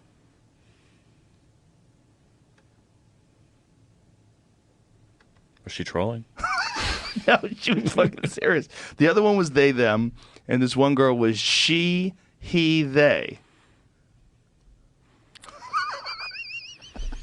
I mean, this is the kind of logic that a person would throw soup on an incredibly valuable piece of art and then glue themselves to a wall to make a statement. You could be everything you want to be, kids. You could be a she, he, they. Well, my question, I guess, for anyone that would be watching this is there a point that would be too far? Is there a point where the transgender community or the school or anybody would agree that something has gone too far, that now the children's interest has been violated, that it doesn't make common sense? If this is not it, what's too far? Right. Yeah, what is too far? Has anybody asked that question? No, I don't think they do. I think the people want to be able to choose how they want to be represented, how they identify, and they should have full freedom to do that in any way, shape, or form. Non-binary, he, she, they, them, all norms should be cast out. Well, I would just ask that question in that situation, because I think does that not disrupt the learning process? It does, because it gives people extraordinary amounts of attention for something very simple. Yeah. You just decide you want, to be recognized as this, and you make everybody else change the way they view you and communicate with you. You are now a they, them, which is plural. It doesn't even make sense. Like, if you can say that you're a girl, you're a boy, but you identify as a girl, yeah, that's gender dysphoria is a real thing, and we probably shouldn't have a problem with that. You want to change your name? Probably shouldn't have a problem with that.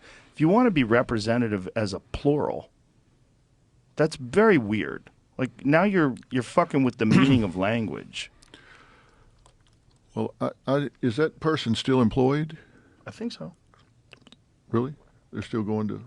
I don't know if they still have the big rubber boobs, but... Well, I hadn't followed it, so I didn't know. I don't know. But the school district or the school was, at least initially, was supporting them.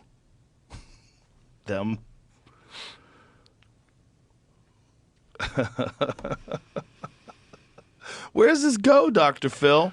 This is the question. Like, how do we turn this ship around or right it? The thing is like the pendulum effect. Like, things go too far one way, and then they come back, and it kind of makes sense in the middle somewhere. So how do we do that? How do we get more inclusive, open-minded society, but also not completely tank civilization because of overindulgence. Well, I believe that there have to be people on both sides of that issue who would say, is this in the best interest of this segment of the population? That can't be good positioning in trying to get people to say, look, we're going to take this seriously. We're going to respect the transgender community. We're going to respect that they're wanting to be respected and have their rights protected and to fit into the mainstream and flow with what's going on, and to do something like this kind of example. I can't believe that there aren't people on both sides of that issue would say this isn't helping the discourse, that this is turning it into it's making it about this one person and detracts from the dialogue about saying, is there some common ground here that everybody can live with, be who they want to be, and move on? That just doesn't make sense. And that's what I worry sometimes about taking such a militant approach of trying to win an argument instead of solve a problem. Yeah. And it doesn't make sense to me if anybody goes to if anybody would go to a marketing company or a PR firm and say, what's your objective? What do you want? Let's figure out how to get you what you want. I don't think this would be on the short list of approaches. No, I don't, but I think it's just individuals who are very self-indulgent who want to stand out. And I don't think they're thinking about the greater good of any cause. Well, that's what I mean. It becomes about that person. And I think there have to be those in the transgender community that would say, I don't think you're helping us here. Well, I think there most certainly are. But I think they fear standing out, too, and stepping out of line and criticizing this. I think it's important that you consistently test the rationality of your thoughts, all the time. And there's 4 simple ways to do that. Is this in my best interest? Is it based on fact? Does it get me what I want? Does it prolong my life? You have to test your thoughts all the time for rationality. And I say that to people. If people would do that, I don't think they would be so prone to self-harm, suicide. And we're not teaching these things in school. We're not teaching much in school, it seems like right now. We've got so many kids that can't read and other things. But you got to teach people how to think sometimes. We're not telling you what to think. We're teaching you how to think. Test your thoughts. Is this rational? Is it in my best interest? I'm thinking here about going and telling my teacher to jump up my ass. Well, is that in your best interest? Does it get you what you want? Right. Does it protect and prolong your life? I don't think people think like that. No, but we need to teach them to do that. That's especially exacerbated by social media, I think. This world that we live in now is about getting attention. It's about doing TikTok stunts and pranks and finding a way to get likes and clicks. Yeah, we got too many people being quiet so other people can be comfortable. That's a great statement. We really do. That's a great statement. Just look around. We got too many people being quiet so other people can be comfortable. That doesn't work for the big population. They're just caving. And it doesn't seem like there's a real leadership in this country where someone stands out and says things like that and then offers up logical, rational solutions that maybe can affect and change the way people view these things. We don't have anybody like that. It's certainly not Biden. And it's certainly not Kamala Harris or anyone else that's running the government currently. And it's not Trump either. I don't know who the hell it is. But we don't have we don't just not have a good leader in terms of economic policy and energy policy. We don't have a good leader in terms of the tone of the nation. One of the things that I loved about Obama was when that guy talked, you go, well, that's a statesman. That's a brilliant, articulate man who represents the best qualities of what we'd expect from the United States. Like, that guy's measured, and he's very calm, and and when he talks, you go, well, that's a great president. Like, he seems like what a president should be. Yeah, he was very presidential. Yes, we don't have that. Yeah. So we don't have someone who can speak logically to people and inspire them to sort of like reassess the way they're addressing things. Yeah. It all starts with listening to other people. If you it's interesting, if you listen to the FBI and you listen to their negotiators, if somebody's taken hostages, they will tell you that the number one predictor of whether somebody is going to release their hostages or not is if they believe that you have heard and understood why they took those hostages to begin with, particularly if it's for political, ideological reasons or whatever. Now, you can come in there and what do you want, but until they believe that you actually understand why they took them to begin with, they want to be heard, they want to be seen, they want to be understood. And once they believe you get it, your chances of ever getting them out of there alive go way, way up. That makes sense. And they'll tell you that. And that's what I've been saying is we've got to get people on both sides of this division to really listen and understand why the other side feels the way they do. Not just, you're crazy, you're this, you're that. Just why do they feel that way so strongly? Right. And if you understand why they feel that way so strongly, then maybe there's another way to get them what they want. But we're not doing that. It's spin, spin, spin, spin, spin, spin, spin. That never closes the gap. Nobody's listening to each other. If that changes, then we got a chance of closing the gap. But until we do, that's not going to happen. That's a great perspective. That's a great thought to put out there. And that's something that very few people, even when they're saying things to people, they don't think about how the other person is receiving that. Like, people love to say, like, one of the things that people love to say to people, they love to say, shut the fuck up.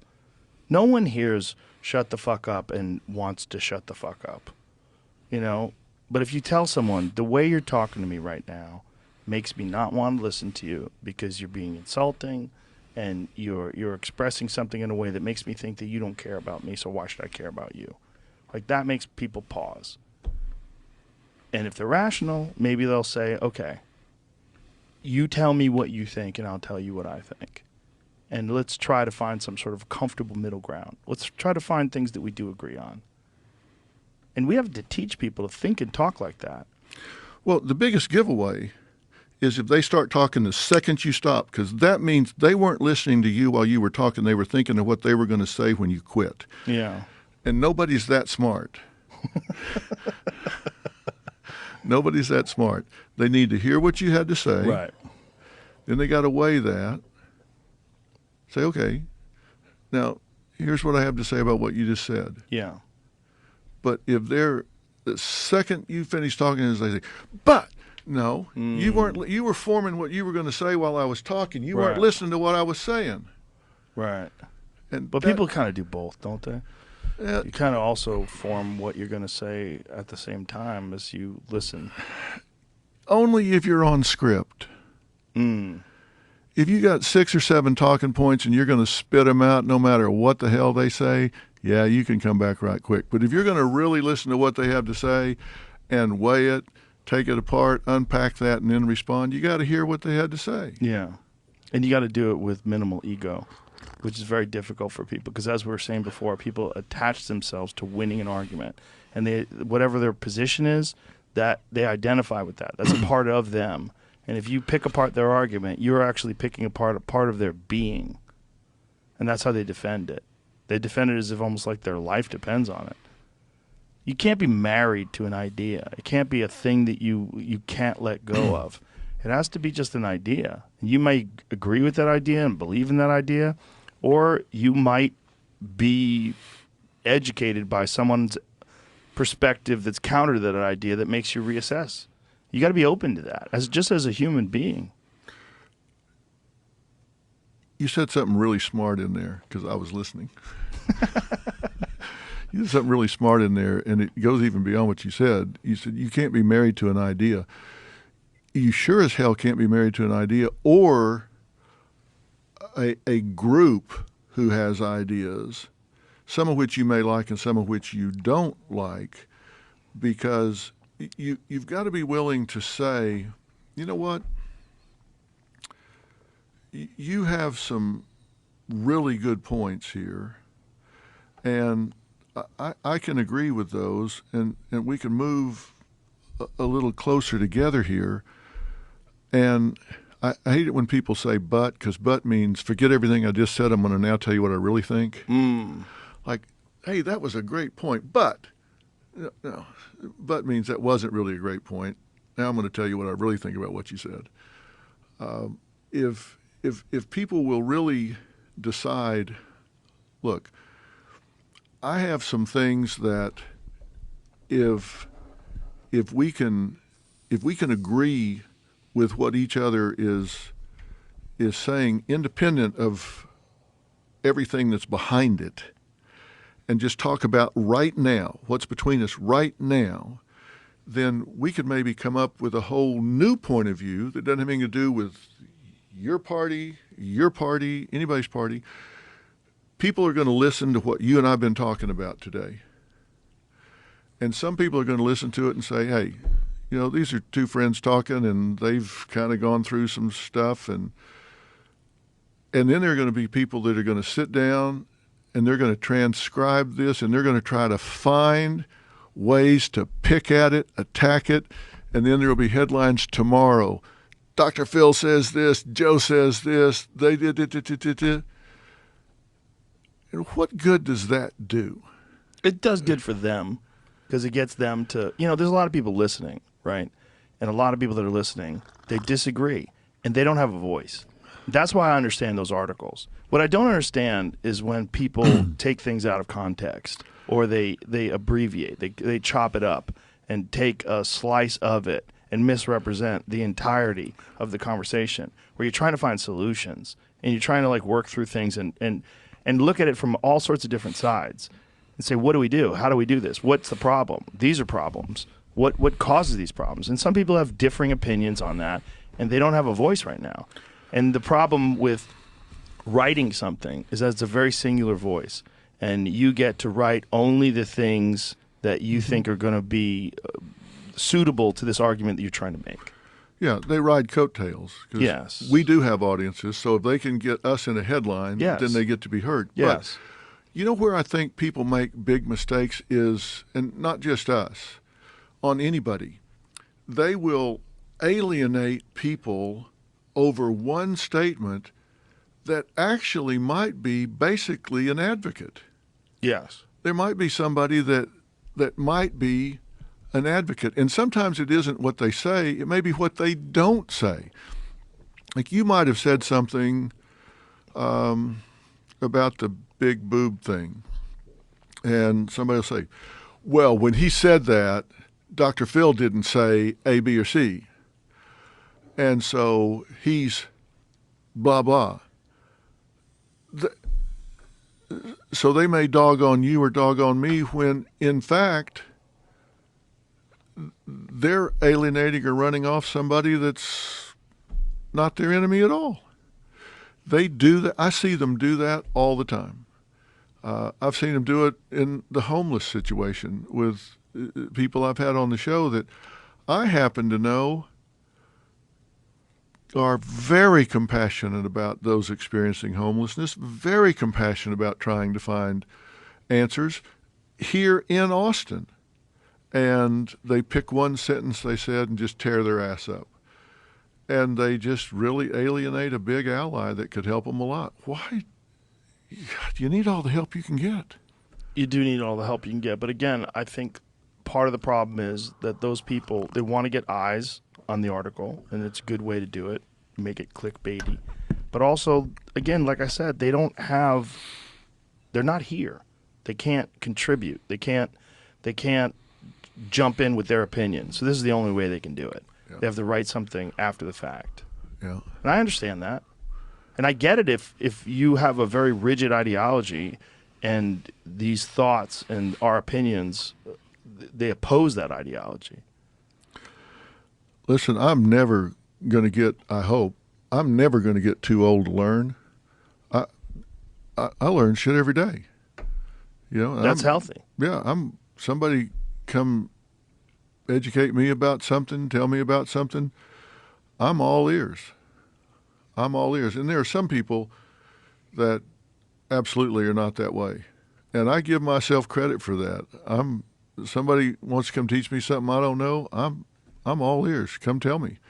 But you better have your ducks in a row, and you better have empirical science to support it. Don't just come give me some self-manufactured bullshit, because I'm going to want to know what the science is.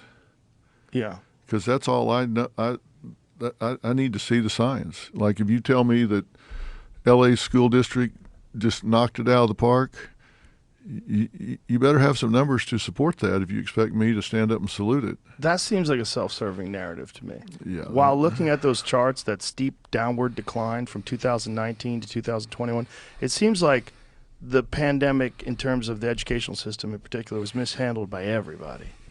And if you're saying that LA did a good job in bumping it up past what other people have done since then, that's okay, but that doesn't mean that they haven't mishandled the pandemic as well. Yeah, you can't change what you don't acknowledge. And if they're telling themselves that all of those kids in the LA school district they're right there where they need to be, that's just not telling themselves the truth. And it's also not serving the best interest of the students, which is to try to, like, a good narrative would be, we've made some progress, but clearly there's been a sharp decline in averages of scores, and we need to do something to bring it back to baseline and elevate it past where it was in particular, because it wasn't substantial already. You were talking about the decline in scores over the past decade or so already. It was already on the downward slide.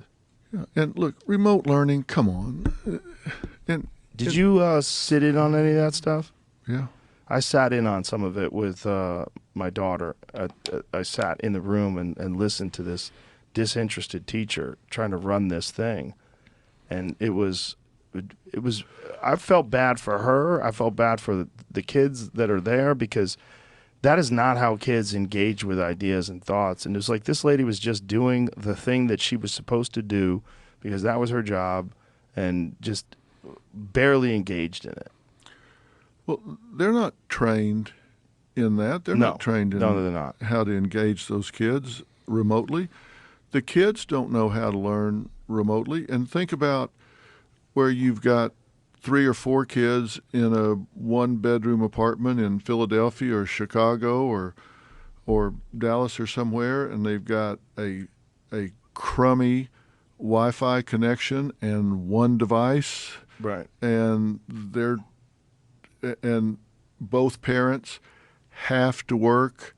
They're in jobs where they can't work from home, so they've got to leave, and the kids are there by themselves, and the Wi-Fi's it's freezing and going off, and there's big gaps, and it's just terrible. And also, kids get so easily distracted. Yeah. It's so hard to get them engaged already when you're making them sit in a classroom. When they're sitting alone in their room and they're bored and lonely and they just want to go play with their friends, and they're not even allowed to do that. Yeah, and they got a little Xbox over here on the side. And they're playing that. I mean, it was a terrible situation. And, I think people did the best they could with what they had, but it just didn't work. We need to acknowledge it didn't work, and we need to get back in the classrooms, and we need to close the gap. And if we don't, these kids... And look, this isn't speculation. This has happened in other countries before, and they've seen what the results were. and we know it doesn't work. We've got to close the gap. It's going to cost a lot of money, and it's going to take extra time, and it's going to take extra teachers, and we don't have them. What cities rather, or what states did the best in education during the pandemic? Is there any data on that? Did anybody handle it the best? Was there any examples of students that didn't decline or didn't decline as much as others? Is there anybody that they're pointing to? Like, I haven't heard anyone's argument on the right or the left that we did it right. Whether it's Florida or Texas or New York or anywhere. I haven't heard anyone say this was the correct response to doing that. I've heard economically, right? Like economically, Florida and some of the states that let things open, they had substantially lower rates of attrition in terms of people moving out of the states, in terms of businesses closing. There's definitely states that handled that better, and those are the states that people are moving to. But in terms of education, I haven't heard any examples of someone who did it in a way that people are applauding or pointing to an example of how this is how we should handle this in the future, because this state did it the right way. Have you seen anything, Jamie? Man, this is just looking at test scores, and this is specifically about Los Angeles, and trying to find out what they use for this data is not easy. I clicked on the link for the original article, and it took me to behind a paywall, so I'm trying to find another way. Is there any articles that say that there's a state or a city that did it better than anybody else? Well, the end of this article is bringing up Florida, and I'm trying to read why. That Florida did it better? I don't know why Florida was used as an example, because it's not talking about any other state in this article. It's right at the bottom. It just starts talking about Florida. They reached out to someone in Florida. But as I'm reading it, I see that it says 8th grade scores fell. Students scored an average of 241 out of possible 500 in 4th grade math. Lowers lumber. They earned higher scores this year's in NAEP test than those in Los Angeles, but saw more declines. Across Florida, 8th grade scores fell, but students scored an average of 241 out of a possible 500 in 4th grade math, above the national public school average of 235, and an average of 225 in 4th grade reading, above the national average of 216. Mr. Diaz said maintaining the optimum of in-person learning contributed to the proficiency levels in Florida, especially for lower performing students, and enabled the state to close achievement gaps between subgroups and students. You'd have seen tremendous differences in those categories for our students had there been another governor and other lockdown policies put in place. So that they're using that data to point that in-school learning in Florida showed less of a decline. Yeah, that's probably one of the only places that had it, right? Yeah, it says Florida Commissioner Education Manny Diaz Jr. said the decision in his state to open districts for in-person instruction in the fall of 2020 was enthusiastically received by families at the time. Yeah. It said students in Miami-Dade and Hillsborough County schools earned higher scores on this year's NAEP test than those in Los Angeles, but also saw declines. I mean, I think just everybody struggled during the pandemic. There's no ifs, ands, or buts about it. It was a fucked up moment for the whole country. Yeah, and even before that, and this is Ingrid Haynes Taylor, the director of National Literacy Institute. That's where I gave you those numbers before. She said literacy data and impact on national economy. That's where the number came from. 130 million adults are unable to read a simple story to their children. 21% of adults are illiterate in 2022. 45 million are functionally illiterate and read below the 5th grade level. And 44% of adults don't read a book per year. 3 out of 4 people on welfare can't read. Low levels of literacy cost the U.S. up to $2.2 trillion per year. Yeah. And 50% of unemployed between 16 and 21 can't read well enough to be considered functionally literate. That's crazy. What is it in other countries? I mean, that's got to be very high globally, right? It's got to be. Especially in developed countries. So what do we do? Well, we've got to close the gap for these that are there now because they're already behind. Yeah. You see, they're already behind, and then the pandemic just blocked them even further. And then there's also the problem with, people say, well, you should move to a place where, they're handling this better. But there's a lot of people out there that don't have the means. They can't move. Maybe it's the job that the parents have, whether it's families that they're connected to that can't leave. It's not simple. And that's what, I said that we got a lot different questions over the summer. It was about this kind of thing. What we're struggling out here. How do we deal with this kind of thing? And the kids getting more and more into the internet, and it's kind of taken over life. So we've done shows on bullied to death and that sort of stuff because they get on there and they get bullied. You used to get bullied at school, and you go home, you were at least away from it. Now it follows you home. Yeah. Kids can't get away from it. It's cyberbullying. That's what's scary. And they're so connected to social media. It's not like an adult that could just ignore it and walk away. They also don't have the coping mechanisms that an adult who's been through a lot of adversity has acquired. These are young, developing people. Yeah, and they're not developing thick skins like I was talking about. They're just hypersensitive to this. And you got to let your kid needs to go through getting teased some, getting excluded some, getting, breaking up and all of that. So they learn, hey, I came back from that. It's okay. Yeah. I was able to get through it. It's a part of the development process, but some kids don't come back from it. And it's terrible. Parents, they ask me a lot, how do I know if my kid's getting bullied? Well, you need to ask yourself two questions. How do you know if your kid's getting bullied? And how do you know if your kid's a bully? Because kids are bullying kids, so some parent needs to know that their kid's doing the bullying. You got to ask those two things. And the answer to that question, how do you know if your kid's getting bullied? Every parent has a baseline for their child, right? You know how your child behaves. There's a certain level of interaction, participation, certain moods, certain verbalization, certain interest in activities.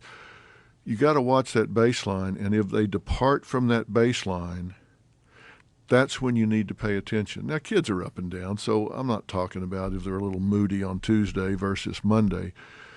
But if they start not wanting to go to school, they start withdrawing from everything, they start regressing in their behavior, things they used to be competent at, all of a sudden they're not competent anymore. They get clingy, whiny, lots of stomach aches, don't want to go to school. They just start really falling off that baseline across time. That's when you want to really pay attention because they very well may be getting bullied. And if your child, you start hearing them make jokes at other people's expense, somebody that was around is all of a sudden excluded. They start showing up with things you didn't buy them, book bags or any paraphernalia from school or whatever. Your child might be bullying somebody. And you need to find out on either end because I did a show just last week. A girl was a terrific young woman involved in elite hockey, girls hockey, national ranked team, elite hockey. And the bullying started on day 1. She killed herself on day 5. It went that fast. And this was not an unstable girl. She was a rock star athlete, and they all turned on her. For what? Well, it appears that she dated one of the other's ex-boyfriends, and that girl allegedly got offended, and they started and started calling her names and excluding her and blah, blah, blah, blah, blah. And she just panicked and thought there was just no future. Everybody hated her and thought she was no good and disrepute, and she took her own life. God. It's so horrible when you're an adult and you've been through stuff and you know that this will pass. But kids don't feel that. They don't know that. It's the worst thing that's ever happened to them. They don't. Just 4 days. I mean, on the fifth day, That's she so took her crazy. life. And she wiped her phone clean. She said, look, I know you're going to blame yourself. Don't do it. This was me. I'm sorry. I'm gone. Bye. And her parents were just heartbroken. Did they talk to any of the children that were involved in the bullying? They dug into it, and as soon as it happened, some of the other members on the team, because all the messages had been erased, but as it was happening, some of the other members on the team screenshotted those and kept them and sent them to the parents and said, here's what happened. And they have them, and so a lot of those girls have now been suspended from the leagues and all this league play and everything because they were a nationally ranked team. And they would have never known if those girls hadn't screenshotted those messages that they were sending around to everybody and sent them to the parents. They'd have never known. But those girls came forward and said, here's what happened. Kids can be so fucking cruel, too. Oh, it's amazing. There was an instance in one of my daughters when she was 10 where one of the friends of her friend was getting bullied by this one girl, and they got copies of the text messages and gave it to the mom, and the mom didn't want to believe it. And they had to say to the mom, like, look, here's real clear evidence of horrible things your kid is saying to this other kid. And this mother was sort of delusional and just didn't want to think that her kid was capable of this. But they had it right there. They're like, look, this is how this girl behaves. Then the kids sort of ostracized her. And I mean, she was 10 at the time, and I think she's kind of come around. But there's people like getting an effect from other people. And when people are angry at people, especially young kids, they'll formulate sentences in a way that can have the most impact and be the most mean possible, especially if they see that kind of talk in their house. Like maybe if the parents are insulting and scream at each other and say horrible things to each other, that's how they learn. Yeah, and listen, you can't be in denial about your own kid. You know, I said a few minutes ago, I take pride in the fact that I'm willing to learn. I want to learn, but you better bring facts, because people say, well, I think. I don't really care what people think. I barely care what I think. I want to know what the facts are. We need to get back to the facts in this country. Is there anywhere to get news? It's all Propaganda. It's all propaganda. Yeah. And parents, I don't care how much you think your child's a little princess, deal with the facts. Mm-hmm. As parents, we need to deal with the facts. As voters, we need to deal with facts. I'm watching all this right now. Both parties are saying, hey, get out and vote. All we care is that you get out and vote. No, that's not right. That's not what they really mean. What they really mean is we want you to get out and vote without thinking about what's been going on. What I say to people is I don't want you to just get out and vote. I want you to do some homework and get out and vote. Ask yourself, and people should vote. I hate that people go in and vote like for the top of the ticket. Like we're in midterms, so there's like senators and governors. That's where all the money's been spent. So they get in and check senator or governor, and they check one of those boxes, and then they just kind of go down the ticket. That's not what you should do. Your quality of your life is impacted a lot by your local races. Like dog catcher. I don't even know where you have dog catcher anymore. What do they call it? Animal control.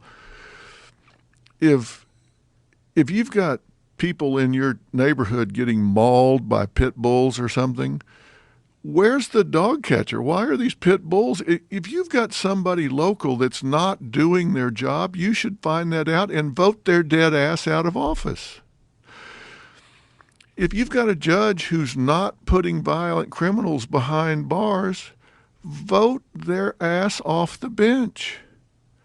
If you've got a water commissioner that's not cleaning the water, if you've got county commissioners that aren't doing their job, find out and vote them in or out based on they work for you.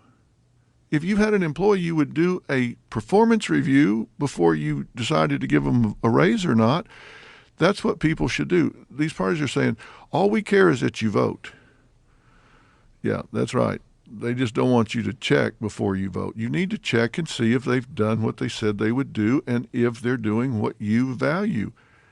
And it matters, these local positions that you don't take seriously. That's what affects your quality of life. That's where it starts. Then vote for the governor. Doesn't affect your life much. You need to find out locally who's doing their job. That's where you need to start. If you want to have an impact, it starts there.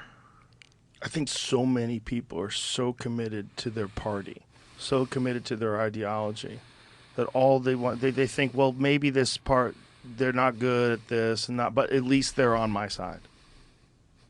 Yeah. If they're doing their job, vote for them. If they're not, don't. People have been so brainwashed, though, to pick teams. And the way this two-party system in this country is set up, it reinforces that idea. Of course it does. That's what they want. Yeah. That's what they want. But, I mean, hell, are they doing their job? Yeah. If they're not. Even Obama says the same thing. He'll tell you, pay attention all the way down the ballot. He'll tell you the same thing. Pay attention all the way down the ballot. I just think it's important. I don't know why I got off on that, but No, it is important. How frustrating is it for you? Because you have this show that's based around having discussions, common sense, and sort of getting to the bottom of things, and you're very good at it. But it seems like the wheels are off the wagon, and it's just, it doesn't. Do you feel frustrated at times? Do you feel like it's not having an effect? sometimes. Yeah, sometimes I do. But that just makes me feel like I need to do a better job. And I read these letters and it said, you're my last hope. And I'm like, well, shit, why didn't you call me first? Why didn't you call me the first time you saw something wrong? Why not then? But, I have a friend that has a problem with a daughter that was in college up north, and they tried to get some help, and they went and sat for 5 hours at a hospital, waited, and, nobody came. Went the next day, waited 6 hours. Social worker came in, filled out a few little forms, and then said, be back, came back. Nothing. And didn't want to bother me, but then called and said, hey, I hate to bother you, but I'm really worried. And so I said, well, come out here and let's get this done. And, I got DNA tests and brain scans and all kinds of stuff and found out what was going on. And, we got a plan and a program and everything's underway at this point. Most people, this is a very affluent guy and a very intelligent daughter. It's hard for people out there to know. What are you going to just go on the internet and look up mental health and find a psychologist or whatever? They don't know what to do, and it's hard sometimes to find your way through the maze. And so I do think over the last 20 years, I've been delivering common sense, usable information to people's houses every day for free that gives them kind of a roadmap through this stuff. And I think it has had an impact on a lot of people. And I think it's lessened some of the stigma about mental health. I don't think I've revolutionized the country on mental health, but I think it's made a dent maybe in that it's okay to talk about some of this stuff, and taught them some of the questions to ask when they get in front of somebody. But yeah, sometimes I really get frustrated because it kind of goes in one ear and out the other. But you know, I just resolved to keep charging that machine gun nest. Do you still enjoy what you do? I do. I we're still dealing with the same family and dynamics and all.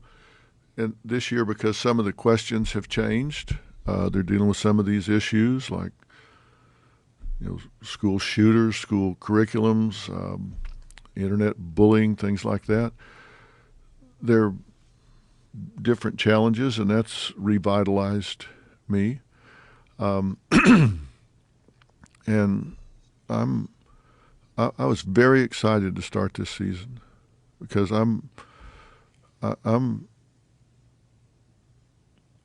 I think we've lost our way as a society. I think we've lost our way. But I don't think people say, "Oh, it's the worst it's ever been." Well, did you forget about the Civil War? I mean, shit, it's been worse than this. We killed a couple 100,000 of each other in the Civil War. This has been a lot worse than this. We can fix this. We can fix this, and I don't care what people say. I'm bringing both sides of these issues, and I'm telling the stories through families and its impact. And I think it's working. I feel good about it, and our audience feels good about it. So I like what I'm doing. I like what we're doing this season, and we're still dealing with the same family values that we've always dealt with. I like the fact that you are adjusting things too. Like you said, well, let's change this into sort of a town hall type deal, a focus group, and let's reach out and talk to people and try to get more opinions. Yeah, and they go back and forth, and I try to show them how to find some common ground, and that models it for the rest of the people. And I hope it's going to have an impact because I'm going to keep swinging. It certainly has an impact. Did you ever imagine you'd be doing it as long as you're doing it? No. What did you think when you first started doing it? Because Oprah talked you into doing this, right? Yeah, I never thought I'd do it to begin with. You know, I was in the litigation arena, and all those years I never gave one word of interview. You know, it'd be at a big case, people would say, "Why are you at the counsel table and what are you doing? Who are you?" I said, "I'm not even here. Goodbye." I never gave a word of interview. I had no desire to be on television at all.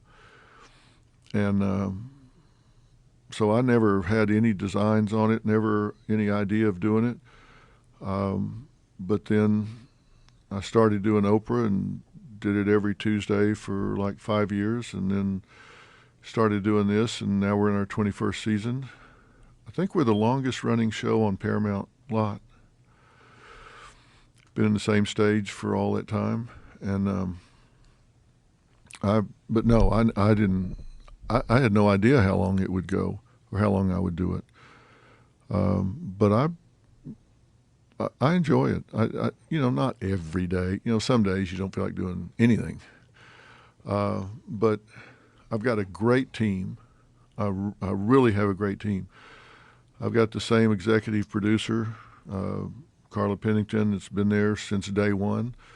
The same supervisors. I've got the same 7 cameramen I started with 20 years ago. Wow. Same director, same everybody. They've all been there from the beginning.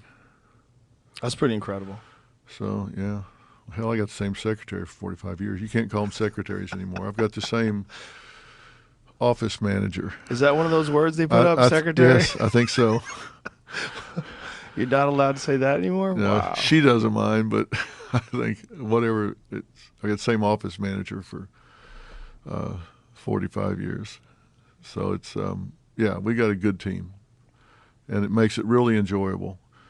The cameramen know where I'm going to move or go or so before I even start. I mean, how do you know I was getting ready to go over there? I've been here 20 years. I know what you're going to do. It makes it easy. It makes it a lot better. During all this time, what do you think has caused the biggest change in culture? Because you've had a window into society in a way where you're examining problems and you're examining relationships and lives. It's clearly technology. It's clearly the internet. good and bad. What's the good? Information access.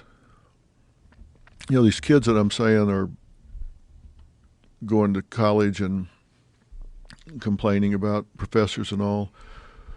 These kids are brilliant.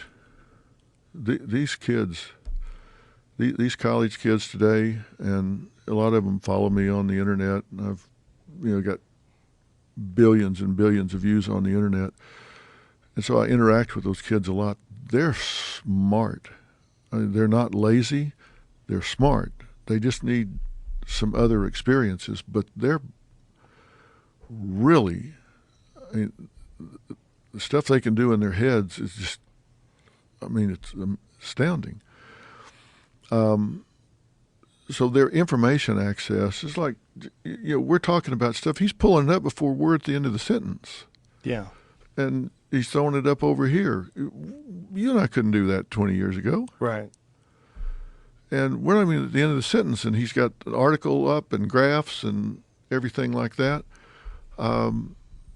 It's amazing. Their ability to go down the rabbit hole and find stuff and put it in context in a meaningful way is, we used to have to go to the library. And for some of you young people listening, that's a big building with books in it. They don't have to do that. And so that's a game changer. There's more power in this laptop than they had for the moonshot. Yeah, a lot more. Yeah. Which is giant rooms of computers back then. But can you imagine doing a moonshot with this? The power we have in our hands is astounding. You can be anywhere and punch in an address, and it tells you where to go and where the traffic is. Go left. This chip transmits an internet's worth of data every second. Holy shit. This laser-powered chip could mean faster broadband speeds for consumers and an internet that requires less electricity to run. Whoa. An internet's worth of data every second. I was at dinner with these friends in Dallas last night, Jamie Ribman and his wife Darcy, and he was telling me that, was it Moore's law, that everything compresses and doubles up and everything. And he was talking recently about how long it would take to fill up Lake Michigan if it was empty. If you started with like a half an ounce of water or something like that. And how long do you think it would be? And I said, oh, hell, never. And the answer was like 85 years. And so that's like take a cup and then take 2 cups, then 2 to 4, 4 to 8. Yeah, and it goes on. It's like at 10 years, it would like be damp a little maybe, and at like 40 years, there'd be some puddles. And at 60 years, there would be like 4 feet of water. And at 70 years, it would be, and all of the gain is in the last 5 years. And then it would be full.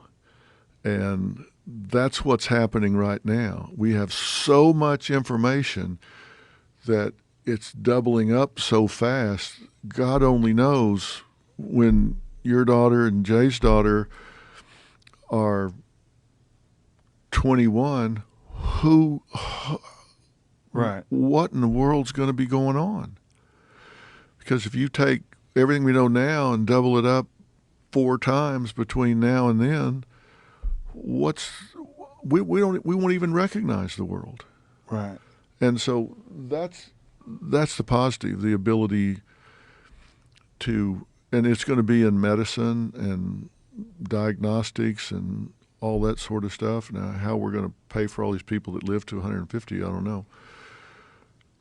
But that's the positive, and the negative is what we've talked about, bullied to death and the predators on the internet and the scams and all that kind of stuff. Predators used to be the guy in the raincoat standing by the schoolyard. Hey, little kid, you want some candy? Now they're in the chat rooms. I don't even know if they call them those anymore. They're wherever the kids go, and they've learned their patterns and they know what their favorite songs are, what their favorite interests are, what their jargon is, and they can mimic a 14-year-old just as well as anything, and they prey upon them. It's just that's the downside, and the fact that they post pictures and stuff that are there forever. And you tell them and tell them and tell them, and they still, that predator will steal a picture off the dark net of some 14-year-old guy and send it to the girl, and the girl reciprocates. Now he's got that, and now they do sextortion and say, you do more or I'll show this to all your family. And it's just the downside is horrific. So that's the biggest technology, and the internet's the biggest change. What do you think about Elon Musk buying Twitter? Well, it looks like he's going to do it. Yeah, it's happened. Yeah. I mean, it goes down tomorrow. Yeah, he showed up today with a kitchen sink or something. Yeah, I'm not sure exactly what that means. He said, let that sink in. Is that what it was? Yeah. I didn't know if he was saying, I'm going to throw the kitchen sink at you or I let don't that know sink in. exactly what he's saying. But he showed up at the headquarters carrying a sink. Well, he's unpredictable. He said he's going to make it a friendlier place. Yeah, for all sorts of ideas. Yeah. And Yeah. So look at him there, walking Yeah. in with this. He's such a character. it doesn't look like a kitchen sink. That's so a it must kitchen be, sink. It must be sink in. No, it does it. Well, it's a sink. Yeah, it's a sink. Not necessarily a kitchen sink. Yeah. Yeah. Just what a funny gimmick. Yeah. Well, I guess if you're the richest man in the world, you can pull pranks and you don't care whether they work or not. Well, he doesn't care. I mean, he is a very unique individual for a guy that's that wealthy. When he put a photo of Bill Gates up next to the pregnant man emoji, and he said, if you want to lose a boner real quick. I mean, what billionaires dunk on other billionaires? Yeah. Especially, I mean, a guy who's a super genius tech billionaire. Yeah. It's really funny. It'll be interesting to see what he does with the platform. Yeah, very interesting. I would hope he does something constructive with it. Well, hopefully to encourage people to do what we're talking about here and actually communicate and exchange ideas and not just insult each other and keyboard bully. Yeah. I just hope people take away from what we're talking about what you said in the beginning without having to have some catastrophic nuclear strike or something. We are all in this together, and we need to remember that. And I remember I was born and raised a Baptist, and then I switched later in life to a different religion. But this pastor used to talk about how God talks to him and all that stuff. And I remember I was like 12 years old, and I said, "Oh, they never talk to me." And he said, "Well, you better listen really hard, or he might do something to get your attention." And I thought, "Oh shit, I want to really start listening, so he doesn't have to do something dramatic to get my attention."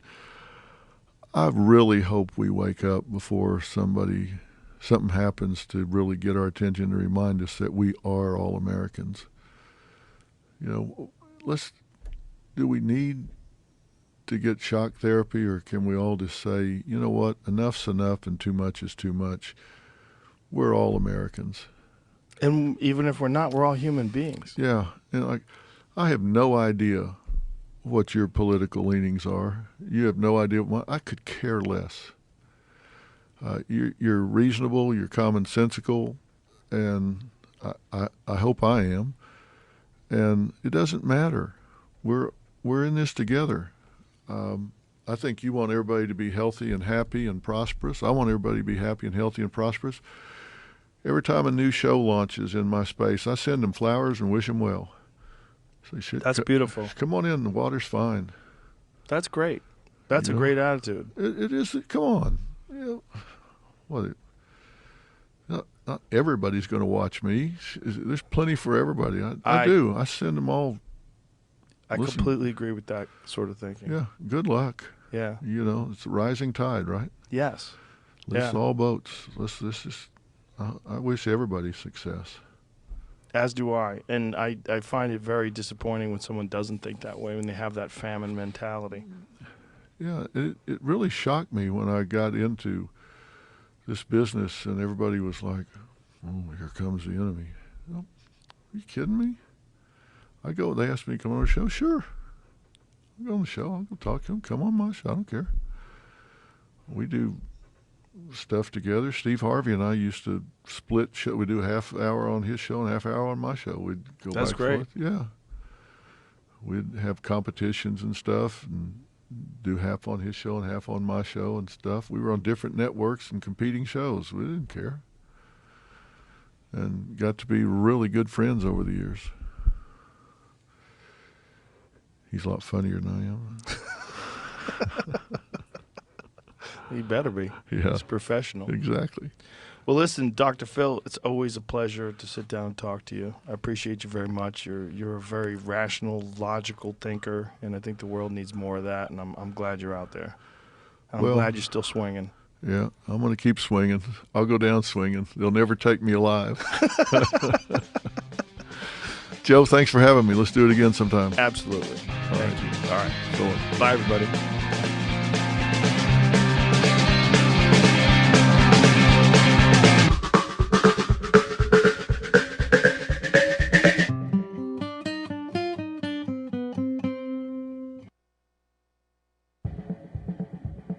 Joe Rogan Podcast, check it out. The Joe Rogan Experience.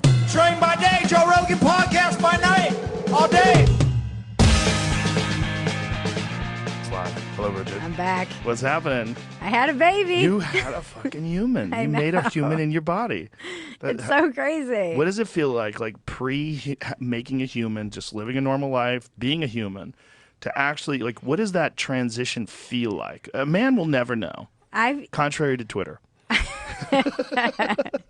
You can burn your 500 calories by breastfeeding, Joe. I bet for you your can. Sober October. That's what I learned. Do you pump? Do you I pump do. or you, yeah. I'm breastfeeding. No, I'm still breastfeeding. That's why she's here in Austin with me. Do you Left her ever at the pump hotel. too, though? Do you pump as well? Yeah. The yeah. pump is wild. The pump is wild. My wife used to sit in front of the TV Yeah. watching TV with like a cup in each hand. They've probably come a long way since then.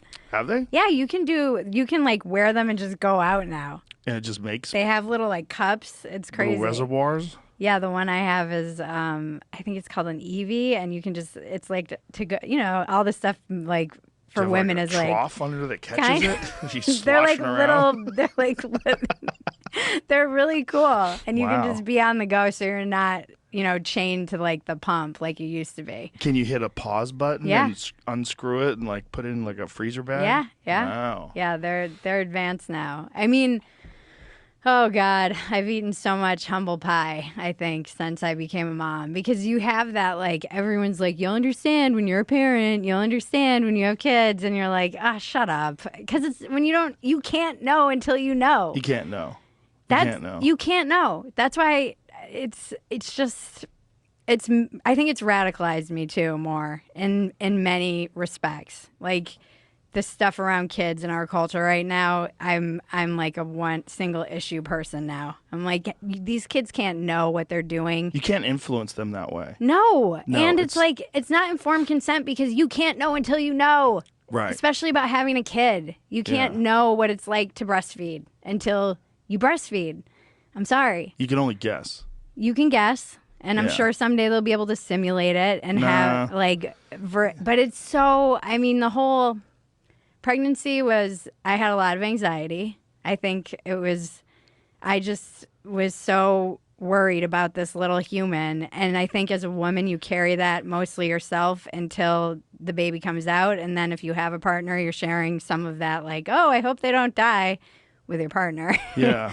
And it was just like, I've been on this podcast and said I hate Instagram like I don't even know how many times. I became like Instagram addict in pregnancy because late at night, the like wholesome third trimester content, I was like, this is what I'm here for. What do It's you so mean? relatable. What's wholesome trimester? Third trimester content, like there's so much pregnancy content on Instagram because it's just an altar to all things basic, and it is. And when you're pregnant, you're like, yes, that's exactly how I feel. I So it, can't, like, I gets can't you- see my vagina. The algorithm Yeah. finds you because you look for it. Yeah. Yeah. And I fell in love with Instagram, and now I'm all on board. Do you do TikTok? No, I won't even put it on my phone. Good for you. Yeah. It's Chinese spyware. It's Chinese spyware. Why are we letting people put this on their phones? It should be banned. And I'm not. I'm with Trump. Yeah, but I'm not. I'm saying this because I talked to security experts. Yeah. It's fucking dangerous. Yeah. Did you see the thing where what is it called? ByteDance. Yeah. The parent company was specifically looking to use TikTok to target the location of specific American citizens. Yeah. Including probably like Chinese dissidents that have, or people that have left. Oh yeah. Yeah, like, I've talked to people that are security experts, and they explain the whole system of how it works. Yeah. Like, they have a super sophisticated system of infiltrating universities, and they bring, like, because we have an open society, right? So because of our open society, they send, basically employees of the Chinese government to come over here to get educated. Yeah. They get educated, and then they infiltrate universities, and they find out all of this research that's been going on in whatever category and whatever thing, and then they send all that stuff back to China. Yeah. It's fucking wild. We fuel their progress through innovation that takes place in America. Well, not to mention that it's breaking the brains of all of our youth and turning them I think into TikTok pudding. is- yeah. TikTok. And not to mention that you have kids who now want to become TikTok stars instead of like going into STEM. Yeah. They're like, China's like, great, let's make all these young girls successful on TikTok and make it seem like a dream for all of the society that these kids can attain. Well, I if want to that's be a true- TikTok star. This is like OnlyFans designed by Russia, I don't know. because like that is fucking up a lot of people. It's funny being me, who was like always posting nudies online before OnlyFans existed. Just for fun and for free. And now OnlyFans is this thing, and I haven't even I've never even been on it. I don't even know what's on there. I was having a conversation about this with a friend of mine the other day, and he was saying like that he has friends that have girlfriends and wives that are on OnlyFans, and because they're making extraordinary amounts of money, like it's really hard to not do it anymore. Right. It's like if you're getting, we talked about this before, like the average person's not making much, but Right. some of these gals that develop these big Instagram pages where they have like 1 million Instagram followers, they're making tens of thousands of dollars every month Right. on OnlyFans. And so then they get in a relationship, and it's a serious relationship, but you're fingering yourself on this fucking platform for strangers. It's like, where does that end? And okay, if you have a child, do you back off them? But, well, honey, we need money. I mean, it's no big yeah. deal. My fans are cool. They realize that I'm taken and I'm a mom, and like I am all for freedom, right? I'm all for you being able to do whatever you want to do, but everything comes with a price. Of course. And that thing comes with a weird price because you're selling intimacy. Like the photo is a woman alone in a bedroom. Yeah. Or a video is a woman alone in a bedroom with like ankle socks and a fucking, a jersey on with little baby underwear that she's pulling to the side. Like what is that? Like who's there? Like who's taking this photo? Like I mean, are you pretending that this is for you? Like this, it's a weird little relationship that you have for these people that pay to subscribe. I would be a full of shit hypocrite if I didn't address the fact that so I started posting nudes online for free. Right. And then people started demanding them. And I was just posting them because I thought it was funny, mostly because it made comedians mad on Twitter that I was using nudity to get followers. And I just thought it was hilarious because I'm like, I was like a trickster. I'm like, whatever. But wait, who would get mad at that? People were just getting mad that, like, not important people, just people were like, oh, this girl is like, I'm like, who cares? But Yeah. it was funny to me and it was amusing. And then people started demanding them, and then Patreon came around, and then you can have different levels on Patreon, and one of my levels was not like vagina pictures, but pictures of my boobs and my butt. And I was like, who wants to pay for 40-year-old titties? Like, no one. Someone. You could get them for free. Yeah, but people paid. Yeah. And I thought it was, and like you said, it gave me insight into this relationship because everybody's very respectful, first of all. And they were paying for my writing and all this other stuff. And it got weird, definitely, where I was like, what? I don't want to get addicted to the money doing this because I'm doing it for fun. Like, it was something that I started doing. I never wanted to feel like I had to do it. And I ended up I just shifted away from doing it. I just like naturally evolved out of it. But I was making pretty good money. Yeah. I still don't understand it, but it gave me a lot of insight. And I just like, I know that if I did not address this, people would be like, that girl used to send pictures of her butt on the internet. Well, I'm glad you addressed it then. It's just a strange little outlet. And look, I'm all for people capitalizing and using, finding different ways to make money. That's not the issue that I have. I don't even have an issue with it. I'm all for you doing it. But I'm just saying, like, for a person that's in a relationship or a person that one day is going to be a mom or a person, that's the thing. Like, how am I going to explain this? Right. I mean, it's out there. Well, I think you explain it by being yourself. Like, you're a good person. You'll be honest with your kid. It's not the worst thing in the world. It's not even a bad thing. I did it only mostly because people started demanding them and getting entitled. And I was like, now you bastards are going to have to pay. And it was never something like, I'm going to do this if I don't want to. And then naturally I grew up, I got into a relationship, and like even my husband will get it online. People will be like, did you know your wife's boobs are online? He's like, they are? Of course he knows. And he knew that this was, and he never like pressured me not to, but I didn't want to anymore because like I said to my friend once, I was like, why are people paying for this? And he's like, there are a lot of lonely people in the world, Bridget. And there are. There are also a lot of people that get obsessed with other people, right? Yeah. They read your writing. They like the way you think. They get kind of obsessed with your mind. Yeah. They pretend they're in a relationship with you. Yeah. So Yeah. I had a lot of insight into it, though. And it really, I mean, we were laughing hysterically about this the other day because an email came through and this guy was like, can Bridget please take some nice high resolution pictures of her butthole? High resolution. Yeah. Yeah. So Apparently that's a big request on the OnlyFans. They Is want it? butthole photos. Oh, God. See, Actual I never. butthole. Part of the reason that I started putting nudes online is and I've written about this for Playboy, and I think it's like one of the few articles that's still up on Playboy of my 100 that were there. And it was why I get naked online or why I post nudes online. And part of it was I was like real early to sending nudies.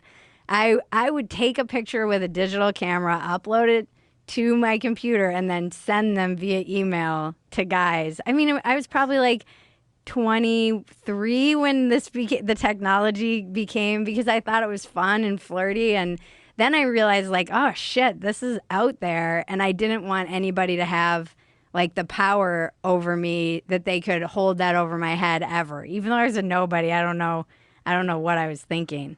But I didn't want anyone to be able to hold it over me. And so I just started, I mean, since like 2006, when I started my website, I was posting greeting cards that I made with nude pictures of mine on there. There's nothing wrong with being nude. There's nothing wrong with posting pictures of nude. You said Playboy did they take some of your articles down? Yes. And I had written, you posted one of my early pieces, actually, the women date assholes because you're a pussy. Still one of my favorite things I've ever written. And that's still up there. The one about getting nude is up there. But then I did, like, some of the work I did for them, I was very proud of. And I turned into more of a journalist working for them. My first editor, Joe Donatelli, I used to be like, I'm not a journalist, I'm an opinion writer. He's like, all good opinion writers are journalists. And I went to a Free the Nipple thing. This was kind of when things started evolving. And I was like, all about freeing the nipple. So I thought. And I was supposed to go cover this rally. And I get there, and this very young girl is like barely legal, like maybe turned 18 the day before the rally. And she's kind of running this Free the Nipple thing with a lot of her young friends on the beach in Santa Monica. And suddenly I went in being like, yeah, I'm going to be all for this. And then there was this pervert on the beach, and he was there with like a digital camera, which was my first red flag. And because this was, it was just creepy. And he was taking pictures of them, and all of a sudden I was like, put your clothes on, ladies. Like, there are perverts everywhere. Like, there's a pedophile over there. So it changed suddenly I was like, I'm not sure how I feel about this. Do you think it's just like girls that just want attention, but they don't know what that means? These girls didn't. This girl, at least the one who was in charge, she was so interesting, and just like she was like a radical feminist, just a young radical feminist who was like, men can have their nipples out, why can't women? Right. And they can be free on the beach, why can't we? And so she was just, I think, pushing for more equality in her mind, and I understood that. I don't think it was for her like about getting. She didn't strike me as that kind of person, at least when I met her. And it was just it was a very strange scene, and I left it, and I went back to my editor, and I was like, I have no idea how I feel about this anymore. And he's like, good, that means you're a journalist. That's what journalists should do. Go in with maybe some feeling of how they think and gather information that might change their mind. That is really journalism, and that is actually an important opinion piece, because you went in with this one idea, and then seeing the reality of the situation made you alter your perceptions. Yeah, I mean, even having now being breastfeeding and being a mom and being somebody who's just been like, my body was a vanity project. I was like, oh, this has utility. Utility. Like, these things, they have a purpose. It is kind of wild that that's the reason why we're attracted to them. Yeah. That we're attracted to them because of the fact that they have utility. And the women that have more, traditionally sexually attractive bodies they're more likely to breed. Yeah. They're more, what's the word I'm looking for? Fuckable? No, I mean, you know what I'm saying? They're like, viable? Yeah. I don't know. Whatever word we use, it's going to be. It's going to be a problem. But it makes the narrower hips, the narrow waist, the large hips. That's all so you could give babies better. You give birth better. Yeah. It's weird how all that stuff works. I don't have breeding hips. My child came out as writer and thinker and hilarious. Mary Harrington calls it. She came out of the sunroof. That's imagine being a person without breeding hips that was born 100 you would have years died. ago. Yeah. Yeah. Yeah, that's another thing. Childbirth is still very dangerous. I was not one of those like, I'm going to have a pool and go have my baby in the moonlight all by myself with a doula and like that. I admire women who do that because they have some ability to just block out fear or something. To just like, I don't know. There are women who are just so good at the home births. And the home birth is weird because if something goes sideways, yeah. I mean, it's terrifying to me. Yeah, you want to be around people that have a lot of kids come out of vaginas on a weekly basis, and they're really good at it. And I know so many women who have had home births, and they were completely fine, and they had their baby. But I was in I think I was really affected when I was in Dublin. I was in this, it was like a big grave cemetery, and there were all these, like, it was like a dead kid area, basically, babies that died in childbirth from, and there were just thousands of them. There's a whole portion of the cemetery devoted to this, and a lot of the moms too died, and a lot of the names were Bridget. My friend was like, "Is this making you uncomfortable?" I'm like, "No, I'm just another dead Bridget." It's like weirdly just like another soon-to-be dead Bridget. It's that part of the world that name's pretty popular. Yeah. But it really struck me how far we've come in terms of making childbirth safe. And I think it's like a lot of things. The reason you think you don't need a measles vaccine is because we don't have the measles anymore, and kids aren't dying of the measles. And the reason home births are probably rising in popularity is because people don't die in childbirth as often as they did. Well, it's the same reason why people like reclaimed wood paneling on the walls. they want to like go back to the oldie days in their head. Do you want to go back to the oldie days? I just think the way it looks good. It does look good. But there's a thing about it. It's Totally. like you're trying to pretend you live in a barn. You know? Yeah, I mean, it's like I want organic everything, and I want, it's like there's this thing. I want hand pressed butter. You know, I want hand churned this, and it's we have like this. like, but I don't want to press it. I don't want to have to like actually churn it. We have this like idealistic view of the past. Yeah, and of natural air quotes things.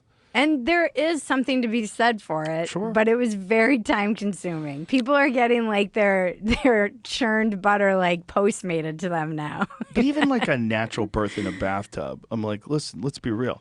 When people first had babies, they shit them out on a cave floor, okay? Like the technology of a bathtub would lend to safer births. Like, and you can take that one step further and go to the fucking hospital.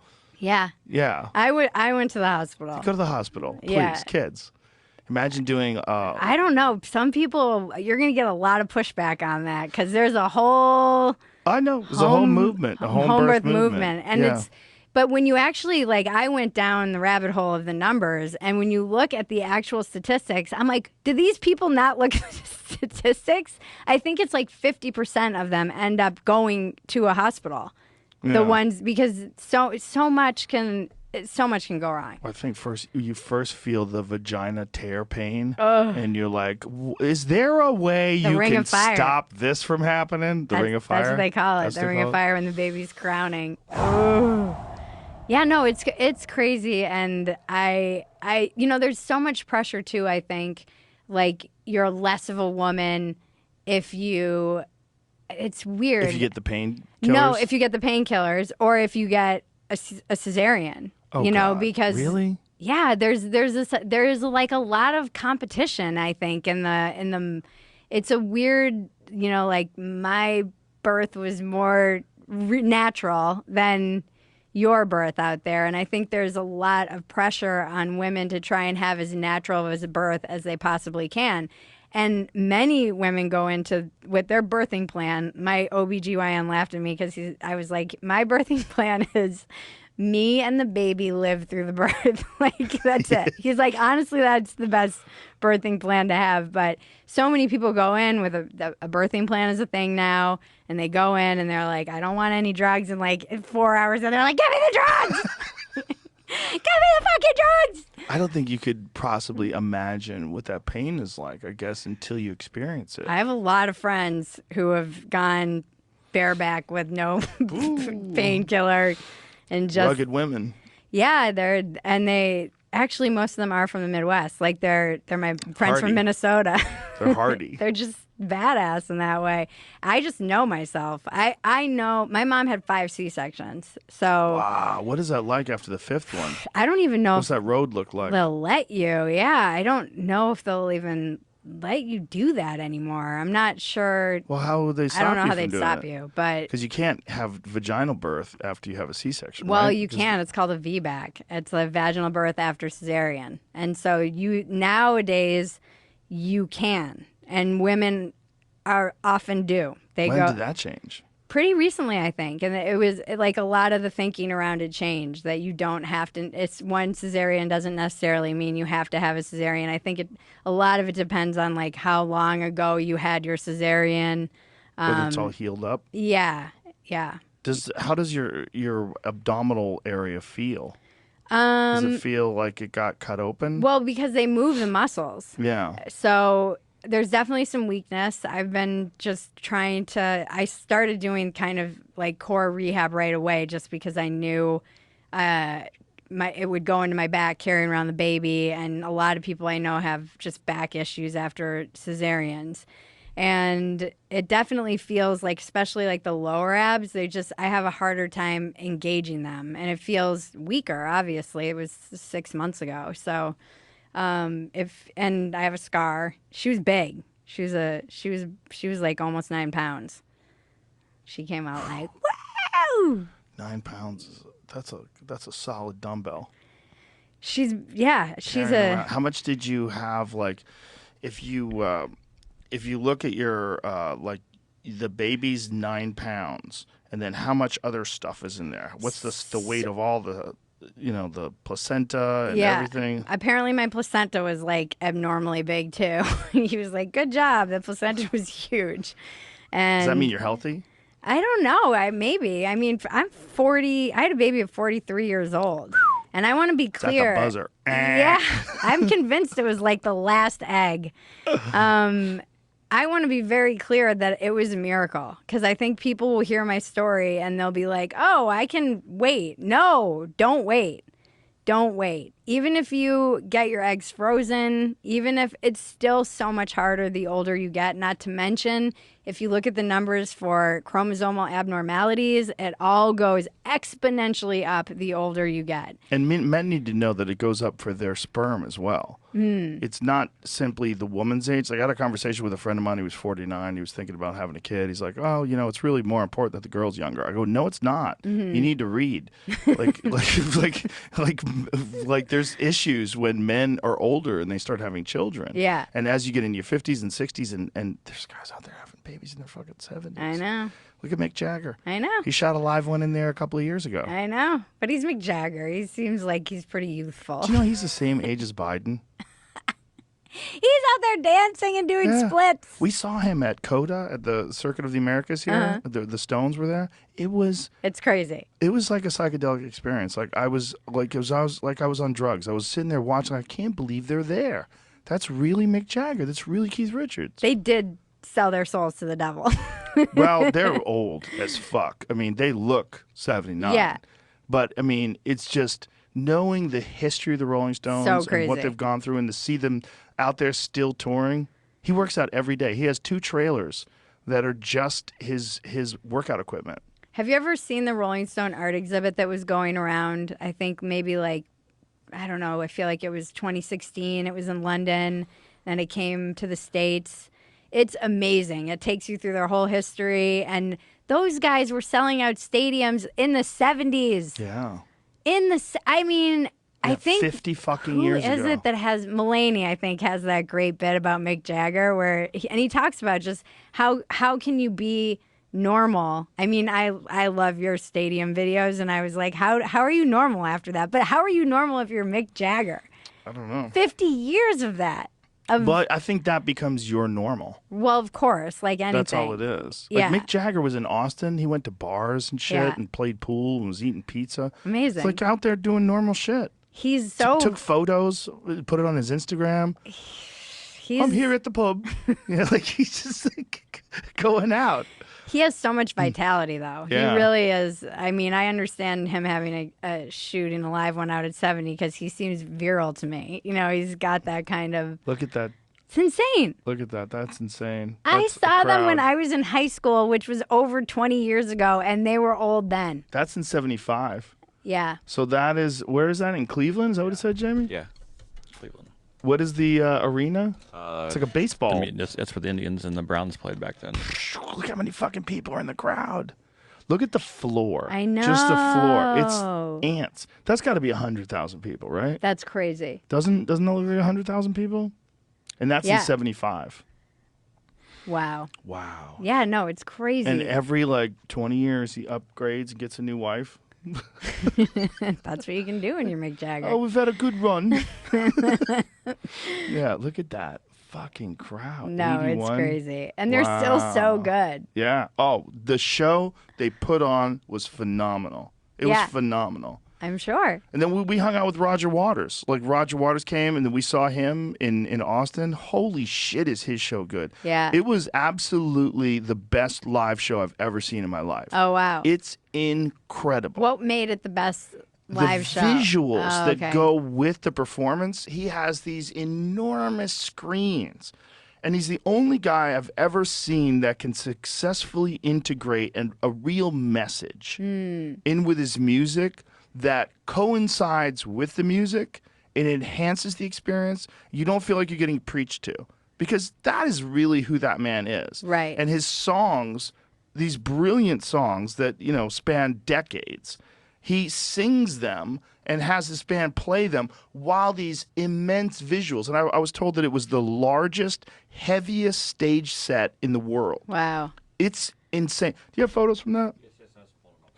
Wow. It's fucking wild when you see the visuals. And Roger Waters, after every show, gets a flash drive, and he eats, and then he goes back to his room. He puts the flash drive in his computer. He watches the performance, and he tweaks it. Wow. He changes the words. He changes the visuals. So, like, those are all screens, Wow. all across the top of it, and it's like a plus sign, like, Yeah. and so all around it are screens. So everywhere you are, you see these immense screens that have these visuals that go with like Comfortably Numb Wow. and whatever song they're playing. Wish You Were Here. It's fucking amazing. I thought it would just be like The Wizard of Oz playing. He says that's just total cosmic coincidence. Wow. Isn't okay. that crazy? That the Dark Side of the Moon, like if you sync it up with the Wizard of Oz, you would swear that it was designed that way, but it's not. It's just a Yeah. cosmic coincidence. I grew up listening to this. God, I would just get so stoned. Yeah, if you went to see that, you'd feel like you were stoned, even if you were sober. Yeah, that's like Tool. Have you ever been to a Tool show? No, I haven't. They have amazing visuals on their shows. I mean, it's crazy. I had think Maynard on Monday. Oh, really? Yeah, he's a trip. He is such a trip. He's such a unique guy. Yeah. He came in 2.5 hours before the podcast and did jiu-jitsu. Oh, cool. So he came in, we brought John Donaher, who's like the best jiu-jitsu instructor in the world, who lives here in Austin, and they went over the final points of triangle chokes Oh, wow. in my gym while we were waiting to go do a podcast. That's so cool. I have to listen to that one. Yeah, that was one of the trippiest, most amazing visual. I still remember that show. It just like blew my mind what they were doing visually. Well, he's he's an artist. Yeah. He's a guy that like goes over every detail of everything, and Yep. I think music is so transcendent. it is. It's of all the arts. I love all of the arts, and F all of these kids who are gluing themselves to frickin' classic art pieces. Yeah, well, they're gluing themselves to the wall and throwing soup on the plastic. Someone glued plastic- themselves to the actual painting the other day. The Another girl one? with the pearl earring. Yeah. Wait, where was this? Where is that painting? I just was reading about it on the way They over should here. start hacking arms off. That would stop that. I was like, get Mo, all of them. Just put a tourniquet around their forearm. Climate protester glues his head to girl with a pearl earring Oh yeah, The painting. Hague. That's what I thought. Okay, yeah. Oh my God. I mean, He glued his head to the painting. and I'm not sure if this is true, so maybe fact check me on this, Jamie. But I also heard that somebody who's funding all of these is one of the grandchildren of the Gettys, which makes it even more hilarious if this is true. Oh, who knows how much funding is involved in crazy glue. That's an oil family.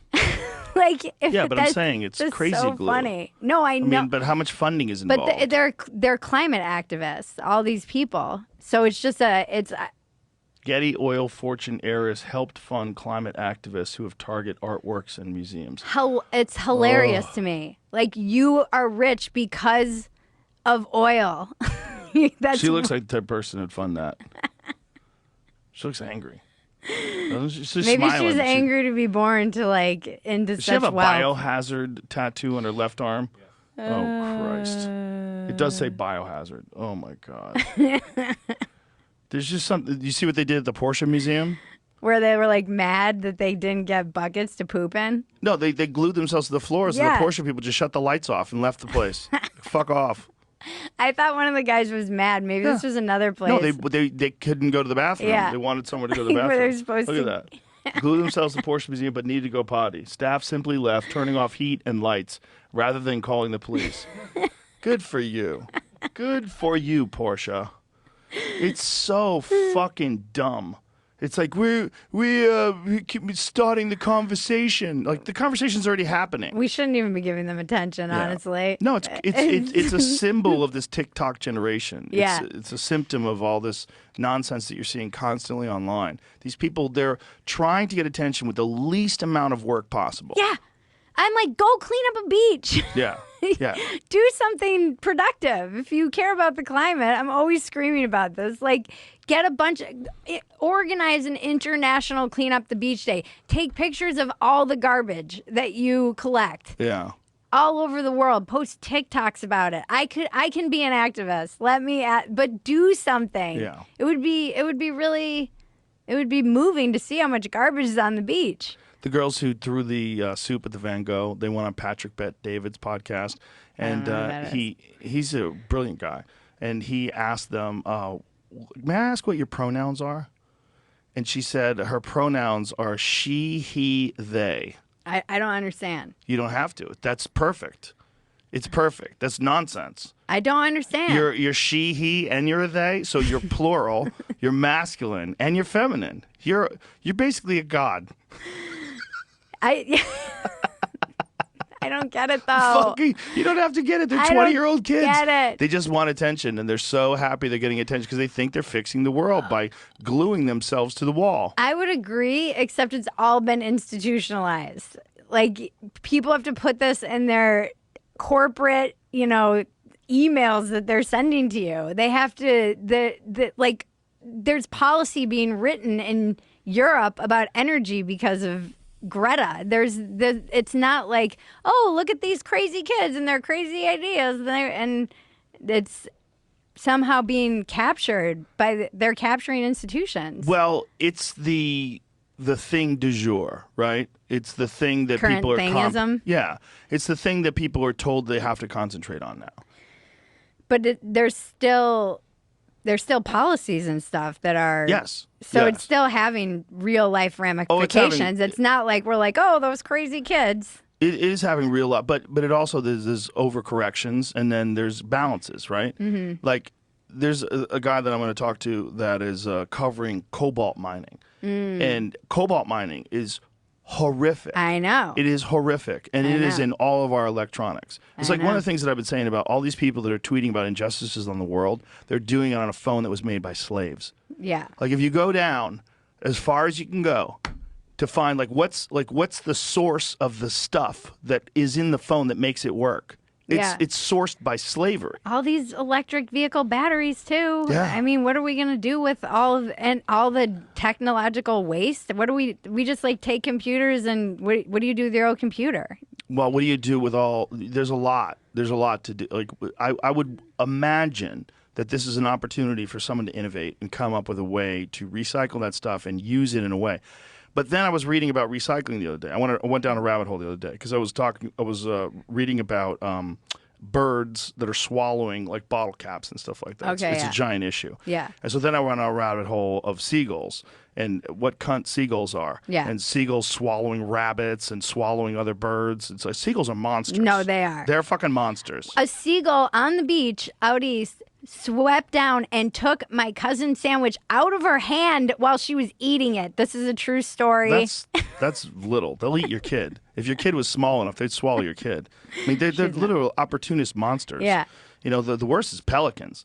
Pelicans swallow seagulls. They Okay. swoop down. They take a whole seagull. They look like dinosaurs. They are dinosaurs. Yeah. They are. Whenever you're on the beach and you see them flying by, they look like pterodactyls, like little ones. Yeah, they're spooky animals, but they're also awesome.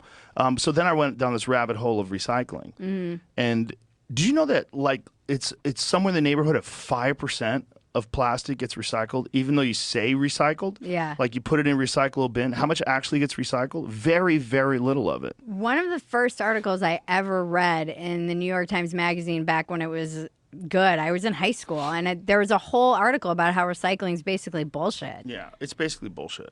I mean, it could work, but it doesn't work. It could work if you could get all the plastic and there was some sort of a like financially feasible way to gather it all up and process it and reuse it. It can be done. Right. I mean, there's that project that they're doing with the Pacific Garbage Patch where they're scooping up all that stuff and they're converting it into plastic that they use for items. Like you can buy like eyeglasses that were made, the plastic frames and everything were made with the recycled plastic. So it's you can, crazy. which is cool that they're doing that. And then they're actually, there's like a way to make it financially viable.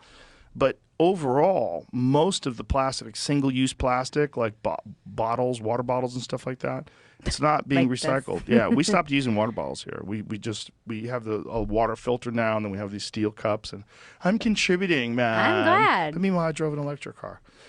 And, I mean, and that's not providing, it's not putting out bad emissions, but it's like, where's the batteries coming from? I always think of Thomas Sowell and his like famous quote: there aren't solutions, there are trade-offs. And if you start evaluating everything from that perspective, you can, I feel like, get to more helpful solutions when you know that you're evaluating the trade-offs. Yeah. No, Thomas Sowell is brilliant. Yeah. He really is brilliant. But I just apply that, to life often, where it's like, okay, we're trying to make a decision. Sure. And there's going to be some trade-offs. But people don't like trade-offs, right? They like binary things. This is good, this is bad. It's like abortion is the perfect example of that. Mm-hmm. It is one of those, what I call, it's a messy human issue. Like, I am 100% in favor of a woman's right to choose. However, when you get to, like, late term, it gets real weird. It gets very like Bill Burr has a fucking amazing bit about it. It's brilliant. It's an amazing bit. Bill is brilliant. That's the best bit on abortion I've ever seen. Yeah, it's such a good bit, and it's highlighting exactly what it is. It's like it's a complex issue, and like Soul says, there's trade-offs. It's not as simple as like you should be able to do this, and no one should tell you to do that. Yes, you're right, but what about this thing? Roe v. Wade changed the day. I had this woman, Ines Stepman, on my podcast, and she's brilliant and she's a lawyer, so she has a legal mind. And she and I had a really interesting discussion about it. And she said, if this is morally complex, this issue, and if you're not kind of confused and torn about it, you're not really thinking deeply about it. And I do think with the late-term abortions, it's usually horrific instances when it's usually like, it's a very small percentage and it's usually something horrible and tragic. Yes, like the mom doesn't. Usually. I need somebody, because whenever people say, no, people are doing this in the 9th month, I'm like, okay, I need an example of somebody doing this before I'm just like, oh my God, people are making this decision. But I always thought I had Chris Williamson on my podcast, and he asked me if my views on abortion had changed since I had a kid. But I think my views had been changing kind of prior. Not changing necessarily, but I always thought it was 3 months. Growing up, I don't know why I thought this. I thought it was 3 months, and then I learned pretty late, it's embarrassing, that it was like 5 months in a lot of places, and some places, no limits. And I'm definitely squishy about that. I had a friend in New York, and he was kind of fucked up. He was just a mess, like a lot of mental health issues, and he was all over the place. He could never get his life together. He was like really depressed, and was like always like falling apart and trying to get himself back together again, and just always a mess. And his girlfriend got pregnant, and she was pretty far along, and he convinced her to get an abortion. It was when you can get a late-term abortion. I mean, she was pregnant. I mean, she was showing, I don't know how many months, but it was quite a few months, and she was horrified by it. She didn't want to do it, and he kind of forced her into doing it or talked her into doing it. And then later they wound up having kids, which is even crazier. Right? Wow, it's wild. because I mean, this was in the 90s, early 90s. I don't know what the laws were then or what you were allowed to do or not allowed to do, but he was just so fucked up at the time. I mean, I think he's better now, but he had a really bad childhood, like physically abused, and he was just a mess, and he just didn't want to deal with the responsibility, and he didn't think he could deal with it, and but then again, like, should you? So you're pro-choice. I'm 100% pro-choice, Yeah. but I'm also aware that there's people like that. Yeah. Where I mean, that is the rarity, right? I'm not It saying is it's rare. the norm. I'm not saying there's a bunch of people that are hoping Yeah, they're that like, nah, yeah. No. don't want to do this. No. I'm 100% pro-choice. First of all, I am a man, and I do not think that it is my right to tell anyone what they can and can't do with their body. Yeah. But I don't think that it's clear at what point in time it becomes morally reprehensible. But there becomes a time where it is. Yeah. I mean, and I feel like it's different for everyone. Yes. Because I understand the pro-life argument. I completely, I do too. if you believe it starts at conception and in that bit, you're kind of interrupting a process that would take place naturally. I understand. I feel like I've become, I guess, and I think honestly, most Americans are pretty squishy on it. Like in the first 3 months, they're like, okay, because so much goes wrong anyway. It's why people don't even talk about being pregnant a lot of the time for the first trimester. Right. But then after that, the support for it drastically goes down. So as viability goes up on all of the polls, there's support for the abortion kind of goes down because I think now they're keeping babies alive that are like 21 weeks, I think is the youngest. I'm not 100%. I know that that's like 5 months. Yeah. I mean, it was weird. The abortion ban in Texas, the 6-week heart ban, came down when I was 6 weeks pregnant and heard my daughter's heartbeat. And what was your thoughts? It was fucked up. It was definitely like a weird mind fuck where I was like, Yeah. because Yeah. It's fucked up. You know what else is fucked up? We've talked about this before, but there was when abortion was first made legal in this country or readily available, there was a direct correlation 18 years later with a decrease in violent crime. And Malcolm Gladwell's talked about this. And Freakonomics, I think, did something about this too. Those guys. Mm-hmm. Okay. Where it's like, should you force people to have a child? Well, and then what are you doing when you're doing that? Like, is that detrimental to society? Is it detrimental to those people's lives? And then here's the big one for me. Like, when people say that you should never get an abortion, what about those instances where the woman's life is in danger? Yeah. No, I hate that. That is crazy. Or like incest and rape. Right, you're going to force somebody to do this. That seems cruel too. And this is what Ines and I were talking about was like there's two, you're balancing the liberty of the mother versus the life of this unborn child. It's messy. It's messy. It's really messy. It is messy. And it's definitely, she believes like kicking it down to the states is a victory for federalism. She's like, this should always be, if there's a state where, because many women are pro-life. If there's a state where people are voting for this and that's what the people want in their state versus another state, then that is the will of the people in that state, which she thinks is a win for democracy. But it is a fascinating thing that we're doing here, this experiment in self-democracy, or self-government, where you do have options, where there's different states that do have different laws that apply to almost everything, that applies to drugs, that applies to so many different things you can do and not do. Like for the longest time, Montana didn't have a speed limit. Yeah.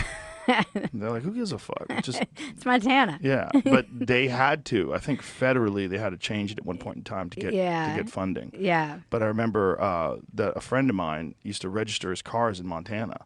Like Because it's like, I think if you buy land in Montana, you could just like register cars out there, and they're basically, you could do wild shit out there. You saw a lot of people move with their feet in the pandemic. 100%. I mean, we yes. like me. Yeah, you Yeah. had the option. You were Yeah. like, I don't like what's happening with the policies and mandates, not even voted on here, and I'm going somewhere else. Yeah. And lots of people did that. Well, I'm not a big believer that things always get better. I'm a optimist, but I'm also a realist, and I grew up kind of without a lot of stability. I think we're very similar. Yeah, in this so respect.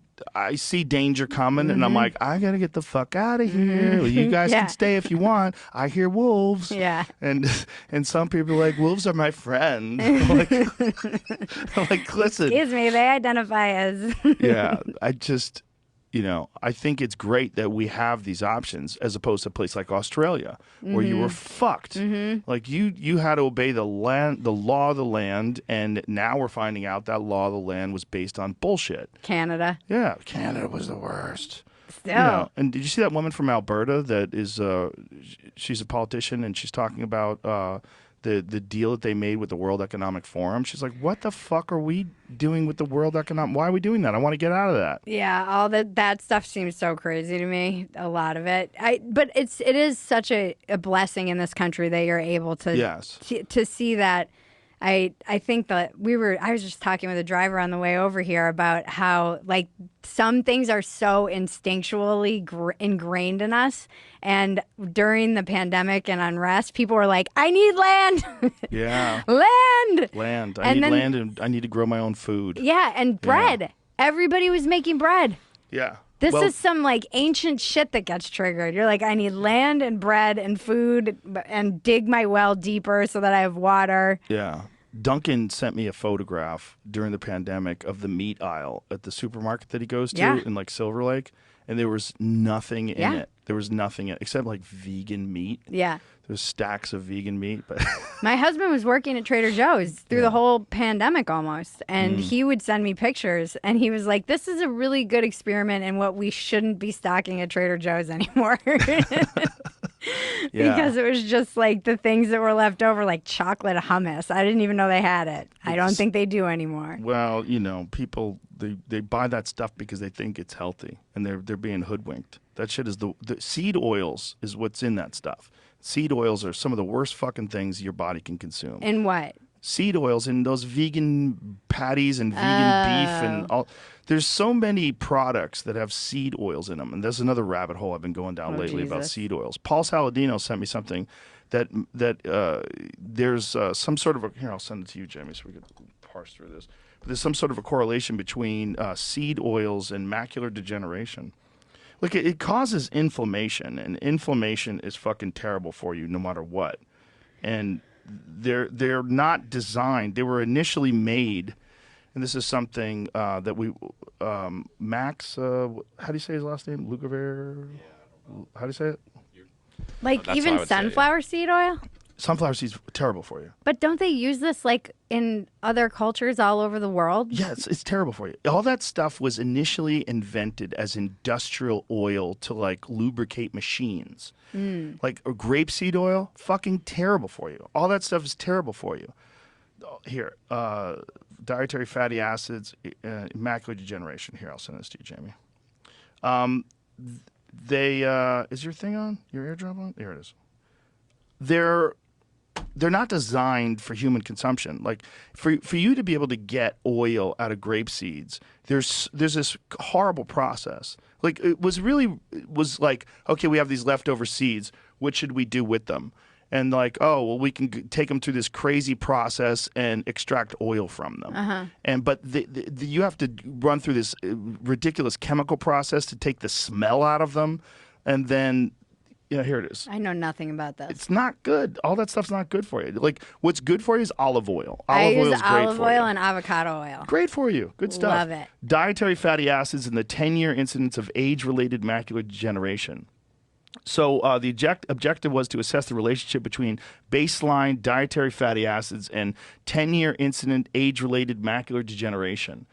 And after adjusting for age, sex, and smoking, one serving of fish per week was associated with reduced risk of incident early AMD, primarily among patients with less than median linoleic acid consumption, finding similar intake of long-chain 3 polyunsaturated fatty acids.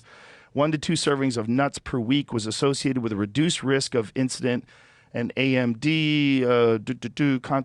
projective associations between the intake of nuts and the reduced risk of pigmentary abnormalities we're seeing among non-smokers, participants with less than the median ratio of serum total to high-density lipoprotein cholesterol, and those with beta-carotene intake greater than the median level. So nuts are good.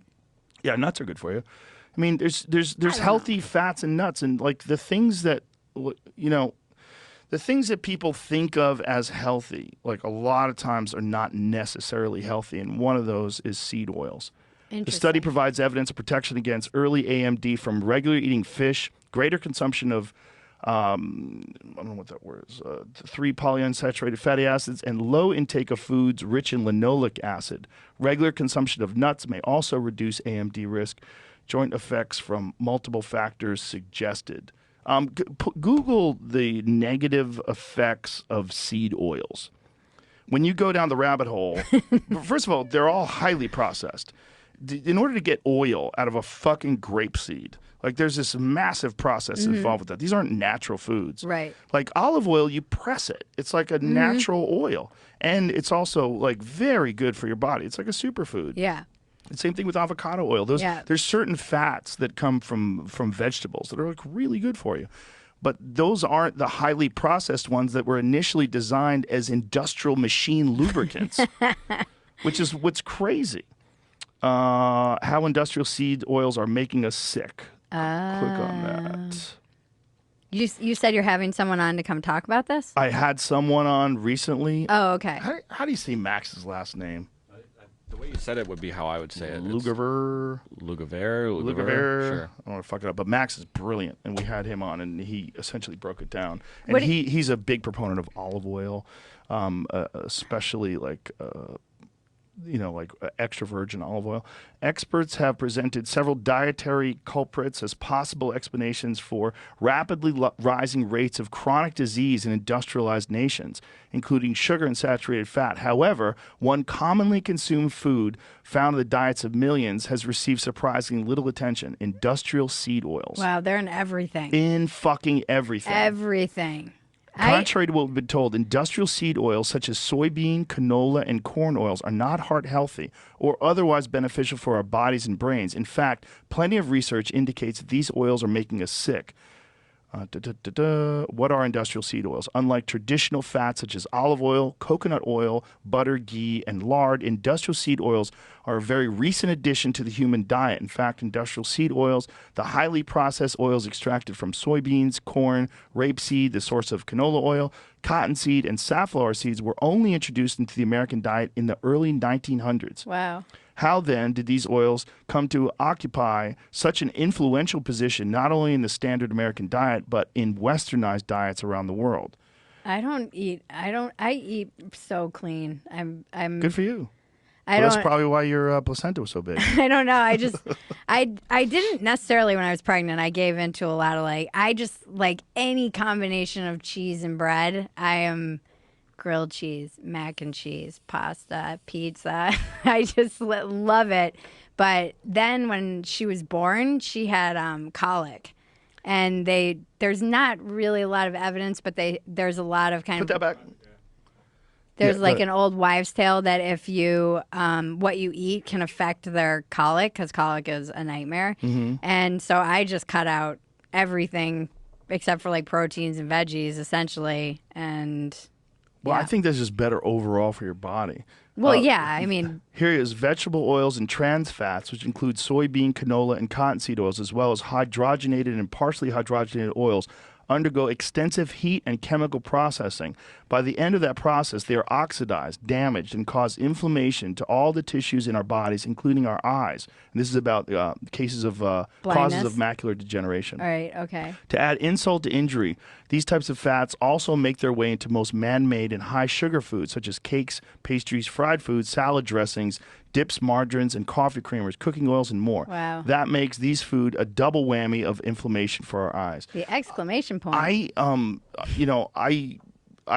like salad. I like to eat salads. And even when I was like eating carnivore, that was the thing that I missed. I miss a nice salad, like with a lot of leafy greens and cucumbers. I love salads. I love salads. I like it. Yeah. If it's not, I mean, this argument that salads are bad for you, I tend to lean towards the idea that there's a hormetic effect, and that whatever your body is like, that's what Dr. Rhonda Patrick says, that there's like it provides like a stressor to your body that provides a hormetic effect that's actually beneficial. What's the argument that they're bad for you? I've never heard that. There's arguments that the real hardcore carnivore people say, and I think much of that probably has to do with some people have a high sensitivity to these plant defense chemicals that some plants do produce. Like we know that plants produce chemicals that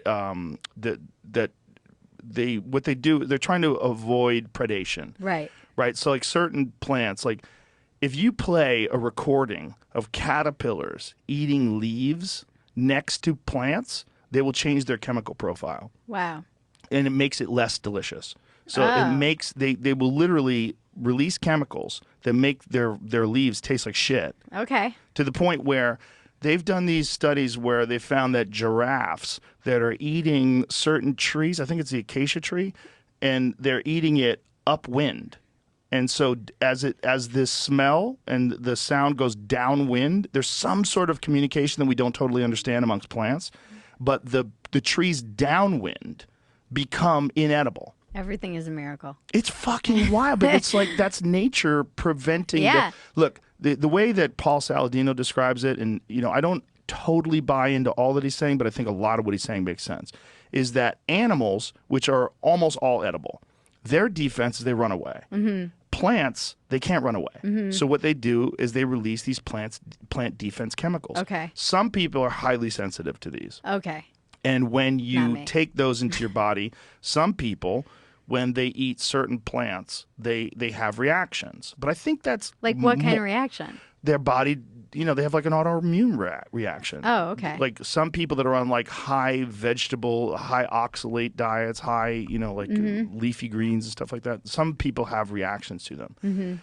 I think that that's probably less common than the hardcore carnivore people believe. How long did you do the carnivore diet? I generally only do it for a month in January. January is World Carnivore Month. Okay. So just for a goof, a couple times I've eaten nothing but meat.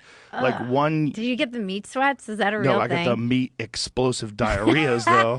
Dude, I had diarrhea that you could write home about. Like you write books about the diarrhea I had. Like, it wasn't just diarrhea. It was like oil was coming out, like crude, like black gold, Texas Creed. I don't feel like that. I mean, I understand that there's lots of benefits to it and people swear by it, but it seems like, I don't know.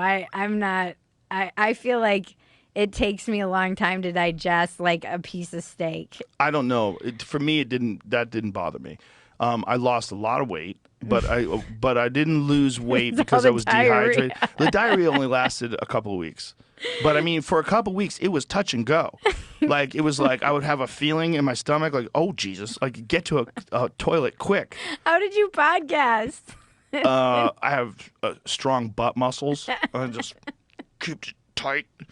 I don't know. I did it. But here's the thing. It's like when you cut out all the carbs, and you cut out particularly like bread and pasta, which is really, for me, the culprit. Yeah. I avoided all the crash, and I never felt sleepy. Like, my energy level was completely sustained all throughout the day. Okay. Then when I did it after that, I added in fruit. Okay. And when I added in fruit, I avoided all of the diarrhea, all of the craziness. Okay. So I guess the fiber from the fruit. And right. It's just, all I was eating was like ribeyes and elk meat. Elk meat sounds good. It's great.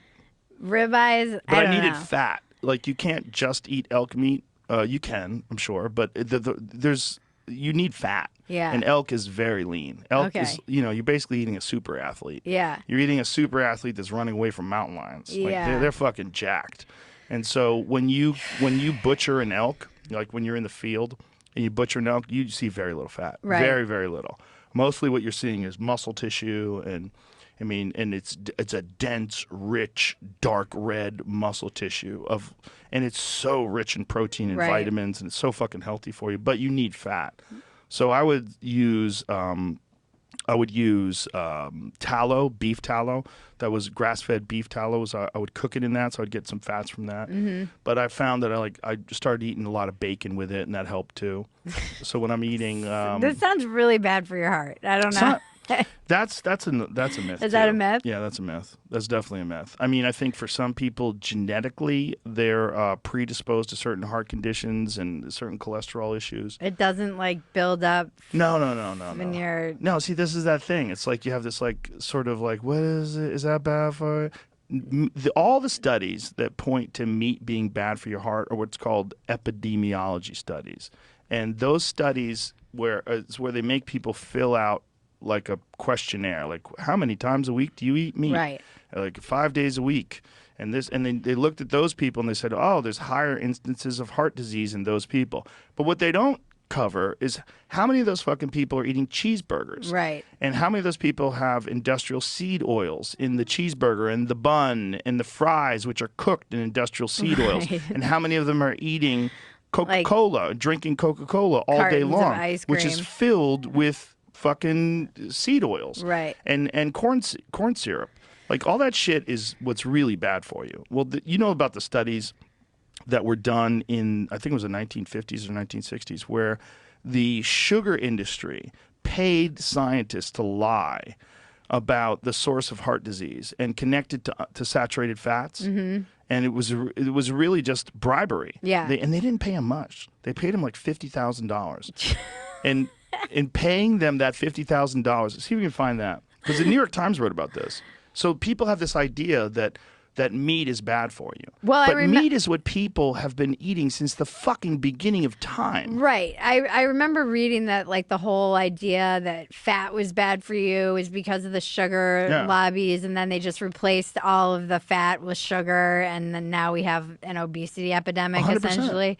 And I do think there's part of the problem with we have a problem. I mean, even flying lately, I'm like, oh my God, every single flight I've been on, they need 7 wheelchairs. It just seems more than ever before people are struggling with obesity, and I think it's obviously been proven. And I think a lot of it too is just confusion about what they should eat. Yeah. I feel like there's so much confusion around food. That's not really confusion. There is confusion, but it's also that stuff's delicious, and it tricks your body into eating Cheetos. Go back to the top, please. So this is 50 years ago. Sugar industry quietly paid scientists to point the blame at fat. Did anybody get punished for this? I think they're all dead. Luckily. But this is also part of the problem. We have the ability for this crap to happen. Yeah, well, it happens less and less now because of the internet, because this stuff can get out. But yeah, the next year, after several scientific articles were published suggesting a link between sucrose and coronary heart disease, the SRF approved a literature review project, and it wound up paying approximately $50,000 in today's dollars for the research. One of the researchers was chairman of Harvard's Public Health Nutrition Department, an ad hoc member of SRF's board. So they literally paid these scientists to conduct this bullshit study because there was all sorts of articles, scientific articles, suggesting a link between sugar and coronary heart disease. Oh my They gosh. recommended that the industry fund its own studies, which is then we can publish data and refute our detractors. Someone got paid $50,000 to destroy America. Literally kill people. Yeah. Literally kill people. I mean, how many people took margarine because they thought that margarine was good for you? That's what I mean, though, about the confusion. I think that people are eating, I don't know what's in these Impossible burgers and all this Beyond Meat stuff. It's creepy to me because It causes liver damage in rats. What is in it? Oh, well, we'll show you. We'll show you what's in it. But remember, I can't believe it's not butter? Yeah. Well, I can fucking believe it. Tastes like shit. Doesn't taste like butter. What the fuck is wrong with you? Have you had butter? Butter's delicious. I can't believe it's not butter. I can Someone believe who's it. never tried butter. Do you smoke all day and have no taste buds? The fuck is wrong with you? Find out that the Impossible Burger thing where they found that there was a correlation between rat liver damage. Fucking rats. Rats eat rats. They eat everything. They eat garbage. They're fine. Yeah. They eat an Impossible Burger. They're going to the fucking hospital ward. That's not good. No. Here it is. Rat feeding studies suggest the Impossible Burger may not be safe to eat. Oh my God. Yeah. Because it's not. Look, first of all. But what is if you in wa- it? Okay. We'll tell you what's in it. Here it goes. Impossible Burger is a plant-based burger. The key ingredient, which a protein called soy leg hemoglobin, SLH for short, derived from genetically modified yeast. It's already being sold in restaurants and supermarkets in the U.S. And in 2019, the manufacturing company Impossible Foods applied for permission to market the burger in the EU and the UK. Did the So EU that's let all- it in? I don't know. They're usually pretty strict about this stuff. But this is all genetically modified bullshit. The results of the rat feeding study commissioned by Impossible Foods and carried out with SLH suggest that the burger may not be safe to eat. SLH is a substitute that gives the burger its meaty taste and makes it appear to bleed like meat when cut. The U.S. Food Department and Drug Administration initially refused to sign off the safety of SLH when it first approached by the company. The rat feeding study results suggest that the agency's concerns were justified. Rats fed the GM yeast-derived SLH developed unexplained changes in weight gain, changes in the blood that can indicate the Jesus. onset of inflammation or kidney disease, and possible signs of anemia. What the? Yeah. Listen, if you don't like meat and you don't want to eat meat, there's Don't eat plenty meat. of plant-based protein sources. Right. Like pea protein is very good for you. Hemp protein is very good for you. You don't have to eat fake meat. Yeah. If there's- you miss meat, have a burger. Have a burger. Have a burger from a cow that was a cunt. It's like just like only cunty cows. Cows that like kick farmers and fucking stomp on their babies. Surely there must be cows that deserve being eaten. There's some the like eating bugs and the impossible meat and all of this stuff. It just feels very strange to me. Orwellian. Yeah, the push for it. It's Well- like this unified push for it that feels. The bug doesn't bother me. Well, bugs maybe are because good protein. Yeah, maybe because I hosted Fear Factor, but I've eaten bugs. I've eaten bugs. I've eaten a lot of bugs. I'm sure. But cricket protein is actually good for you. Yeah. And it's a easy source of protein. Yeah. You know what's fucked up about that? I've eaten cricket protein, but if I find a cricket in my house, I always save it. Oh, okay. There's certain bugs that if you're in my I house, save crickets. you're dead. There's certain bugs where you don't live if you're a roach. If you're a roach, I'm going to fuck you up. Do they have a lot of protein? I don't know. I've eaten them. I ate a roach. I went to this thing in New Zealand, and it was like this. I forget even what it was called. It's this, and it's one of those things where you eat all kind. I ate a grub, like they took it out of they're the not wood, good. and I ate it. Kind And of flavorless, right? yeah, but it's just the moving around in your mouth. And they had all kinds of like weird things to eat, and it was just a New Zealand thing. And one of the things was horse semen, and I drank horse semen. They are giving shots of it, like Wow. I don't little think that's shots of bugs. it. I think they lied to you. I don't think that has anything to do with bugs, Bridget. I know. I was still drinking back then, and I was pretty drunk. I went to a resort in Mexico, and they had like these little was it crickets or grasshoppers? I forget now. I think it was crickets, but they had like stir-fried crickets in like a salty sort of based, like a teriyaki type of thing, and they were delicious. And they Yeah. were in a bowl. And my kids were really young at the time. They're like, ew. I'm like, they're not bad. Yeah. And I was eating them. I ate them all. There They're were- pretty good. And when I was in Japan, in Kyoto, we went to this like fancy dinner, and they had these little. They were like minnows that were they were like French fries. They were delicious, but they were full of little minnows with little eyes. Well, minnows are good. That's a smelt. Have you ever had smelt? In the East Coast, when think I so, lived in yeah. Boston, my friends would go smelting. Yeah. And smelt are these tiny little fish, and Yeah. you eat them whole. and I forget how they catch them, but you can't catch them with a hook. They're just too small. But they would get like tons of them and cook them, and they were delicious. And they're these little tiny things. You just eat them whole. Yeah. But crickets and bugs, like, we have a thing in our head about bugs, but that's what a fucking lobster is. That's a bug. Yeah. And they're goddamn delicious. They're delicious. They're so good, right? But they're essentially bugs. Like divers, they call them bugs. Yeah. We're diving for bugs.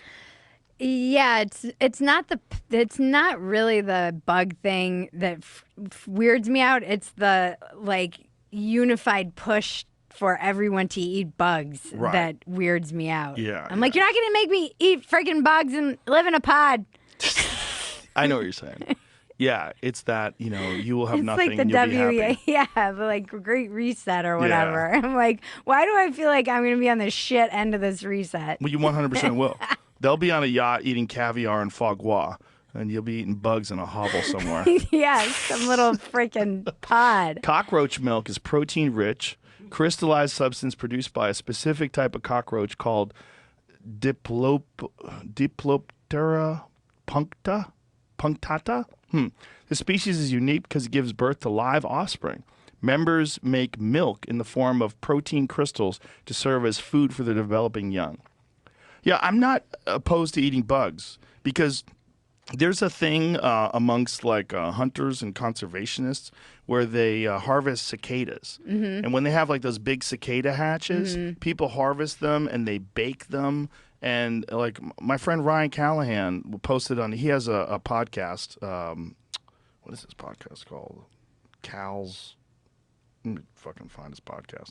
But Cal's Weekend Review. And it's a great podcast. It's all about like different things that have to do with nature and conservation and stuff like that. But cicadas are delicious. They have more than 100 grams per pound, according to Inverse. Of course, you might find it more palatable to eat a big steak, but they know how to cook them. And when they cook them, they act like Ryan said, they're really good. Like you just have to know how to prepare them and harvest them. But isn't there a bug apocalypse? Have you read about this? This is a rabbit hole I've been going down. The bug apocalypse. Google the bug apocalypse, please, Jamie. Oh, there's so many apocalypses. There's so many apocalypses. I mean, that's... Insect apocalypse. A growing body of scientific evidence shows that bugs worldwide are decreasing in abundance and diversity. No, this is a rabbit hole. Wow. Scientists estimate that 40% of known species are declining and hypothesize that losses could trigger large-scale ecological collapse. This is a huge problem. But this is why I'm like, why are we pushing bugs? I thought there was a bug apocalypse. It's just not getting as much attention as the other apocalypse. Well, when they're pushing bugs, they're pushing harvesting bugs and raising them for consumption. Yeah. But they could do that pretty easily. That's the reason why they want to do that. It's because like resource-wise, it's a fairly it's an easier thing to like. You don't need as much land to make. I know. I've interviewed a lot of the bug people. Have you? Yeah. Who have you interviewed that's interesting? There's this one. Oh, I have to remember her name. I did this thing where I interviewed like, I swear it was like 20 people every 5 minutes. I interviewed a different person, and one of the women was someone who's building the technology to have these bug pods in your house so you can eat the bugs. And I can look it up. I have to. What did you do every 20 minutes? It was speed interviews. No, it felt like that. It was. I have like mom brain is real. It's a real thing. You need some alpha brain. Want what some is of that? it? Can I take it? I'm breastfeeding. I don't want to be responsible for your kid becoming a super genius. But alpha brain is a nootropic that my company Onnit makes. And I'm not saying this because it's my company, because it's nootropics, and it's the reason why we started Onnit. When Aubrey and I started Onnit 10, 11 years ago, whatever it was, the reason why we started it was because I got fascinated with nootropics. And I got into, there's a thing called Neuro One that Bill Romanowski, the football player, developed because he was having problems with CTE and memory loss. And so there's certain nootropics, which are nutrients that are the building blocks for human neurotransmitters. Yeah. And you can take those and they can enhance memory. And it was very controversial. A lot of people call it bullshit and snake oil, but we funded 2 double-blind, placebo-controlled studies with the Boston Center for Memory that showed an increase in verbal memory, increase in your reaction times, and it's essentially it helps your ability to form sentences and come up with, like, when I do the UFC, which is like the time where it's the most memory intensive for me, because I have to recall techniques and moves and when it happened. I always take Alpha Brain. Right. I take it for every time I have to talk to a scientist. I take this shit. I was wondering how you talk to these guys. I was reading about mom brain, and they're starting to really study it, and you lose gray matter. Yeah, it's crazy. The resources that the baby needs, you're making a fucking human. But they also think it's because their theory is that it's so you can have more attention for the baby. So your attention just goes not as many other places, and more resources are given so you can connect to the baby. That makes sense. Yeah. But I mean, I usually am I struggle to like find basic words. I couldn't remember the word assessment on the way over here. I do that all the time though, especially when I wake up. If you catch me, it's the reason Find why out I if do you a can podcast. take it while you I breastfeed. will. I'll ask Jason, the CEO, what studies they've done on that. But not just this stuff, but there's also stuff called NeuroGum that I don't have any association with other than I purchase it. And NeuroGum, we have boxes of it over there. I chew that shit all the time. Yeah. And that has... it also has nootropics in it and a little bit of caffeine. You gave me some of that actually once when I was here, and I used it all the time. I love that stuff. It's actually. amazing. It Yeah, really it's did great. help me feel like on it and sharp. Yeah, it's real. Yeah. It's I was nootropics. like, what is in this? Nootropics, it's real science. Okay. It's not horseshit or snake oil or placebos. It's real. Yeah. And again, there's many different versions of it. This is my favorite, Alpha Brain Black Label. This stuff is the shit. It's the best of any one that I've ever tried. But I do really like Neuro One. Neuro One I like too because it's a powder. You scoop it. I put it in like a jug of shake it in water. Tastes good. I love the gum, and there's a bunch of other ones that are available too that different companies sell, and they have different effects, but all of them are designed to enhance memory. I need it right now. Yeah, keep the mind sharp. It makes sense, right? Like there's neurotransmitters, there's building blocks for those neurotransmitters. Mm-hmm. We know that 5-HTP helps you produce serotonin, and there's all these different things that can enhance the function of the brain. Right. And for me, that's all I have. I'm a dumb dude, but I have a good memory. But one of the reasons why I have a good memory is because I use it a lot. You have a good memory. It's pretty good. It's good most of the time. Especially considering how much weed you smoke. Yeah. This month is not any better. Like my brain's not any better. I don't think the weed fucks with my short-term memory for sure. When I quit smoking weed, at first my brain was fried, and I was like, "Oh, I don't think weed affects you at all." And then I was waiting tables, which requires a lot of memory, and suddenly I was remembering everyone's name. Like it was like my brain came back online, but it took like 3 months. Yeah, it wasn't like after 30 days. I think weed takes a while to like get out of your system. You know what definitely happens when you stop smoking weed is you dream. Yeah. Yeah. My dreams are amazing. My dreams, the moment I stopped smoking weed this month, like within a couple of days, I started having wild dreams. Yep. And they're all like very violent. They're all like wolves chasing you and shit, falling off cliffs. And it's like war. I have war dreams.